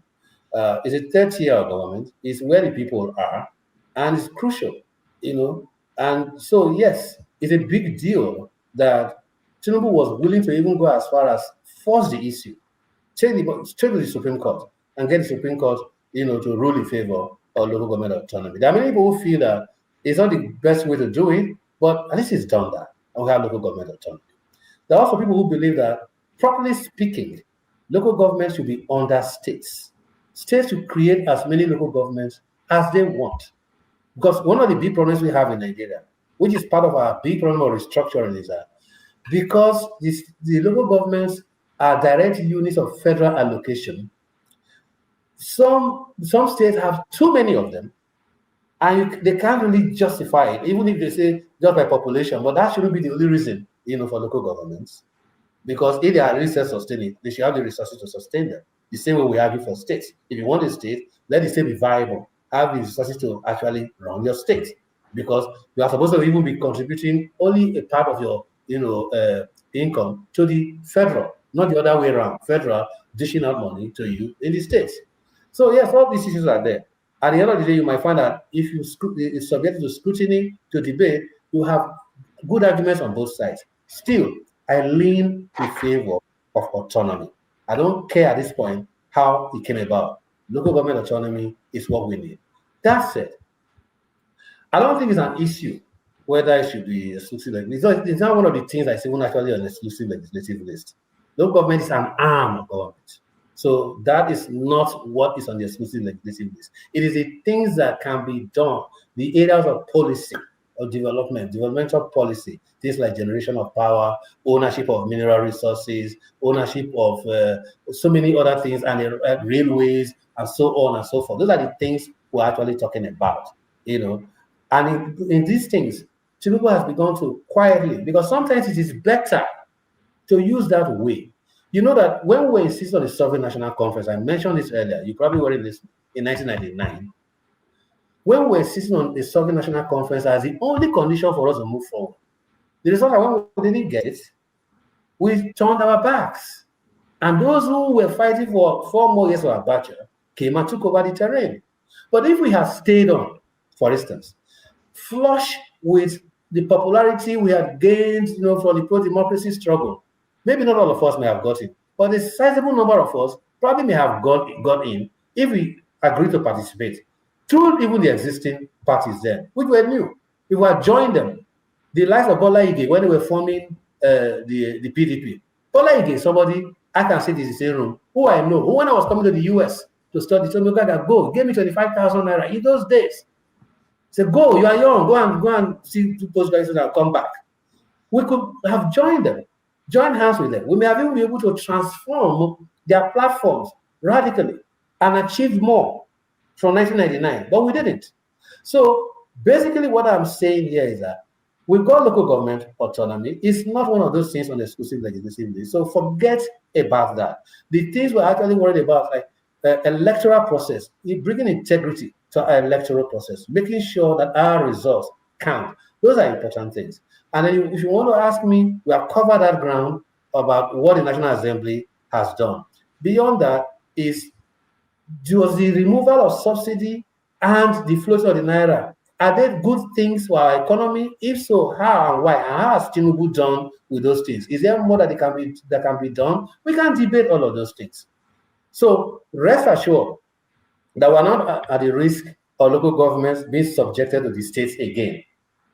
Because that's the worst that could be done, not exclusive legislative list, but that they be subjected to the states again. Because we now have a Supreme Court decision on that, and local government autonomy has come. And now money is going to them, even more money for that matter than before. So the onus is on us now, the people in the local government, to make the local government chairmen, the councillors, accountable. That because this is where the problem is, accountability. Making our governors, those who the federal executive, the state executive council, local governments, and then even the federal accountable. That is where we need to have citizen action, citizen participation to deepen our democracy. That's why we have to have more people like you actually come out and run for office at the local government level. There was a time when I entertained the idea of running for chairman of my local government. I actually did entertain that idea. You have to say it's closest to the people. So let's focus our attention on the areas that matter. Let's pay close enough attention to know what the real issue is, rather than generalizations. Because there's a big danger in generalizations. Okay, governments are corrupt. Therefore, anything government does is bad, especially if the person who is in power at that point is not somebody with support. I can hate a person for any reason. But like I said earlier when I mentioned the tax reliance dictum that the devil gives me free education, I will take it. We should still look at what they are actually doing. Put aside our sentiment, but what we feel about that person, because there's something you're going to do. He's in power. You can't remove him. So pay attention to what he is doing now. And if that is not enough for you, then pay attention to how you can successfully remove him. If that's your plan. Say, I don't like this president. I have a president, somebody who's going to do better, who is going to return subsidies, for example, who is going to float the naira again, and then will live better. If that's your plan, work for it. But at any rate, be active. But as for this present, I think President Tinubu has done enough within these 2 years, and did enough in the pro-democracy struggle, did enough when he was governor of Lagos State for me to have more confidence in him than any of the people who are challenging him now, who have not yet given me a program that will be radically different from his program for me to back them. All right, Yakubu, thank you so much. Ogaga, that was thank you so much for hanging out with us this Sunday. It's been over 3 hours, and this is my final question for you, and then you can sum up your thoughts. Listen to you, it makes me wonder what you think about Omoyele Sowore. I'm sure you know him, he's your friend. Very good friend. What do you think about him and his political activities in Nigeria? He's my friend, as you know, and we're in the student movement, together. We are products of the same epoch of student movement when we had a real student movement, the National Association of Nigerian Students. What he's doing is good for any society, but I worry that the methods that he uses tend to alienate more than to bring people together. If you want change, I think adopting a position or at least a platform and an attitude that is more likely to win people to your sides, is better if you're going to be in the political process. But if you're a revolutionary movement, like a revolutionary vanguard, that is going to, through revolutionary activity, bring about change, that's a different thing. So I guess what I'm saying now is that I'm not quite sure where to put his activities at the moment as a revolutionary vanguard, that in the manner of Fidel Castro, Che Guevara, they're going to launch a revolution and take over the government, or as a radical political party, AAU, that is it AAU or AAC? I think I'm mixing it up. AAC. AAC, sorry, not AAU. I'm thinking of AAC. That is going to operate through the bourgeois democratic system. Now, I talked about that earlier, and its peculiar constraints and demands and the place of money in it. Is it a party that wants to use that process to get to power? In other words, maybe transition effortlessly from being a revolutionary movement to a political party that will participate in elections and hope to win. These two things, I think, require different parameters for getting to power. And I think that is the place where I worry most about how the laudable aims of radical change that he wants can come about. Otherwise, in terms of what he wants, the aspirational part of his work, every freedom-loving, liberation-loving, good governance-loving person will love them. But it's a question of the methodology, the means. Is it a revolutionary vanguard or a political party? I think that's where I'm not too clear yet on what his planned route to power is. All right. Thank you so much today. Any final thoughts, or we round it up? Well, I think my thoughts are that we should all be engaged, and we should not be too quick to use sentiments or thoroughly examined presuppositions to allow us judge governments and those in power too harshly, instead of subjecting whatever they are doing, each of the activities, to scrutiny, and therefore knowing what is wrong and what needs to be corrected. I say this because sometimes perception trumps reason, and people can run very far with a mere perception rather than the actuality of what is going on. So let's pay close attention. And by any means, if we are proposing alternatives, let's also be very clear about how those alternatives will be far better for our country than what we currently have. Then if we form the basis of civil discussions that can help us articulate a way forward from the present. All right. Thank you, Dr. Ogaga Ifowodo, for being with us today. We really appreciate the time you spent.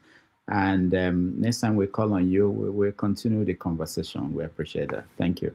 I'll be glad to be back, and thank all the participants, for the very engaged and spirited discussion of our topics today. And when your book comes out, let us know.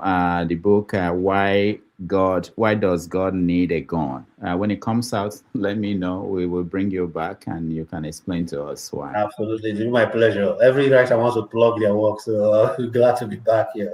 All right. Thank you. We'll take a quick break and then we'll close the show. Uncle, right? I have the right to address you.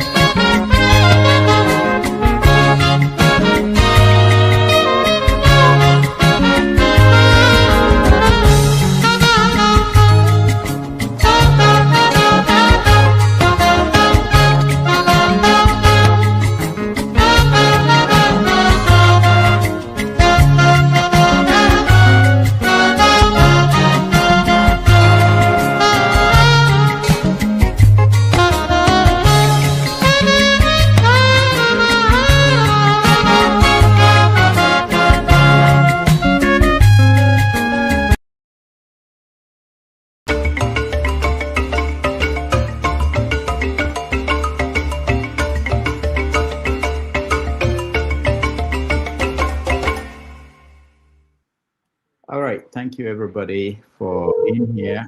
Yeah, we're done with you. We're done. Thank you, everybody, for being here. We appreciate all of you, and we're just here to round up. I thank you, Ndubisi, for being here. Ify, you came in late. There's nothing I can do anymore. Did you watch? You did not watch? Okay. All right. So for those who may want to continue the conversation, there will be a show after this where KJ will now take your feedback, and then we can discuss further some of the issues we talked about. But we had Dr. Ogaga Ifowodo talking about Biodun Jeyifo and literature and the Nigerian election coming up in a few months. And next week, Sunday, we are going to bring you another guest, an important voice in the conversation on Nigeria. I haven't narrowed down on the person, but I will let you guys know when I do that. Yeah. So, Doctor, there was time we exchanged WhatsApp message. I don't know if it was last year or 2024 about trying to get Majid Dahiru. I'm in touch with him, but we've not agreed. And there was a time he said he was traveling. I'm trying to. Yeah, sometimes he appears on Nigerian Info Hard Fact every Wednesday. So I don't know whether you have colleagues there. I have his email. I have his number. I have his number too, but sometimes when I call, it doesn't pick, and I don't know. He's a very strong voice and a very neutral one for that matter. All right. Even this crisis now, this recent conflict in the Middle East, he has some historical stuff to say about that. Yeah. Meanwhile, your guest today, No, we're not analyzing it now. You have to wait for KJ to do that. Yeah. I hope you will be on that show, on the KJ's show. Oh, okay. You need me to be there. Yeah, I have some things to say about that. Okay, Ify. When are you bringing back cocaine? Thank you for saying this. I'll cut this off and send it to him, because I've been telling him that people are looking for him. You better come back here. Okay, all right. And Paikedia as well. Paikede. Okay. Yeah, Paikede. These are your favorite people. All right. Thank you all, everybody. Okay. Thank you. Let me just say thank you to people who supported us. We're here because of them. Brick House Capital, thank you so much. Kulata, thank you. And T Majek, thank you so much for your support. All right. CM, you wanted to say something? No. Sorry. I have to. We are still live. So. Okay. We're still live. Yeah. Okay. Yeah. All right. Let me just go off, and then you can do your thing. No, I thought anyway, sorry. KJ will be on in few. I think maybe maybe a few minutes. All right. Okay. So thank you, everybody. I appreciate all of you. I will see you next Saturday on another edition of Have Your Say 247. Okay. Bye, Papu Doka. Okay. Bye. Okay.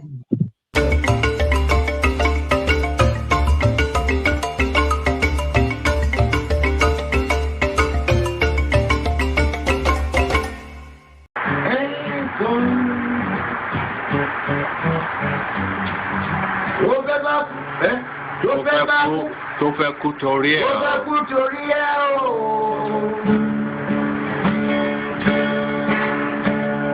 Ọwọ́ ẹni ló ti ṣàánú kọ́. Ayé la fi sílẹ̀ sí. Lọ́nà èèyàn. Thank you so much for watching. Thank you. Have you subscribed? Yes, you. Have you subscribed? You. Yeah, before you go, click. It's free. Click. Just that's it. Have you subscribed? You're laughing. Have you subscribed? Have you subscribed? Thank you. Hey, madam. Thank you so much. I can see you. We have to get to 100,000 subscribers. By the end of the year, how are we going to do that if you don't subscribe? Yes, you. Yes, you're about to click off. Why? Have you subscribed? It's free. If you don't, ask your son, ask your daughter how to. Just one click. Thank you. I see you. Aha. Thank you very much. I'll see you tomorrow.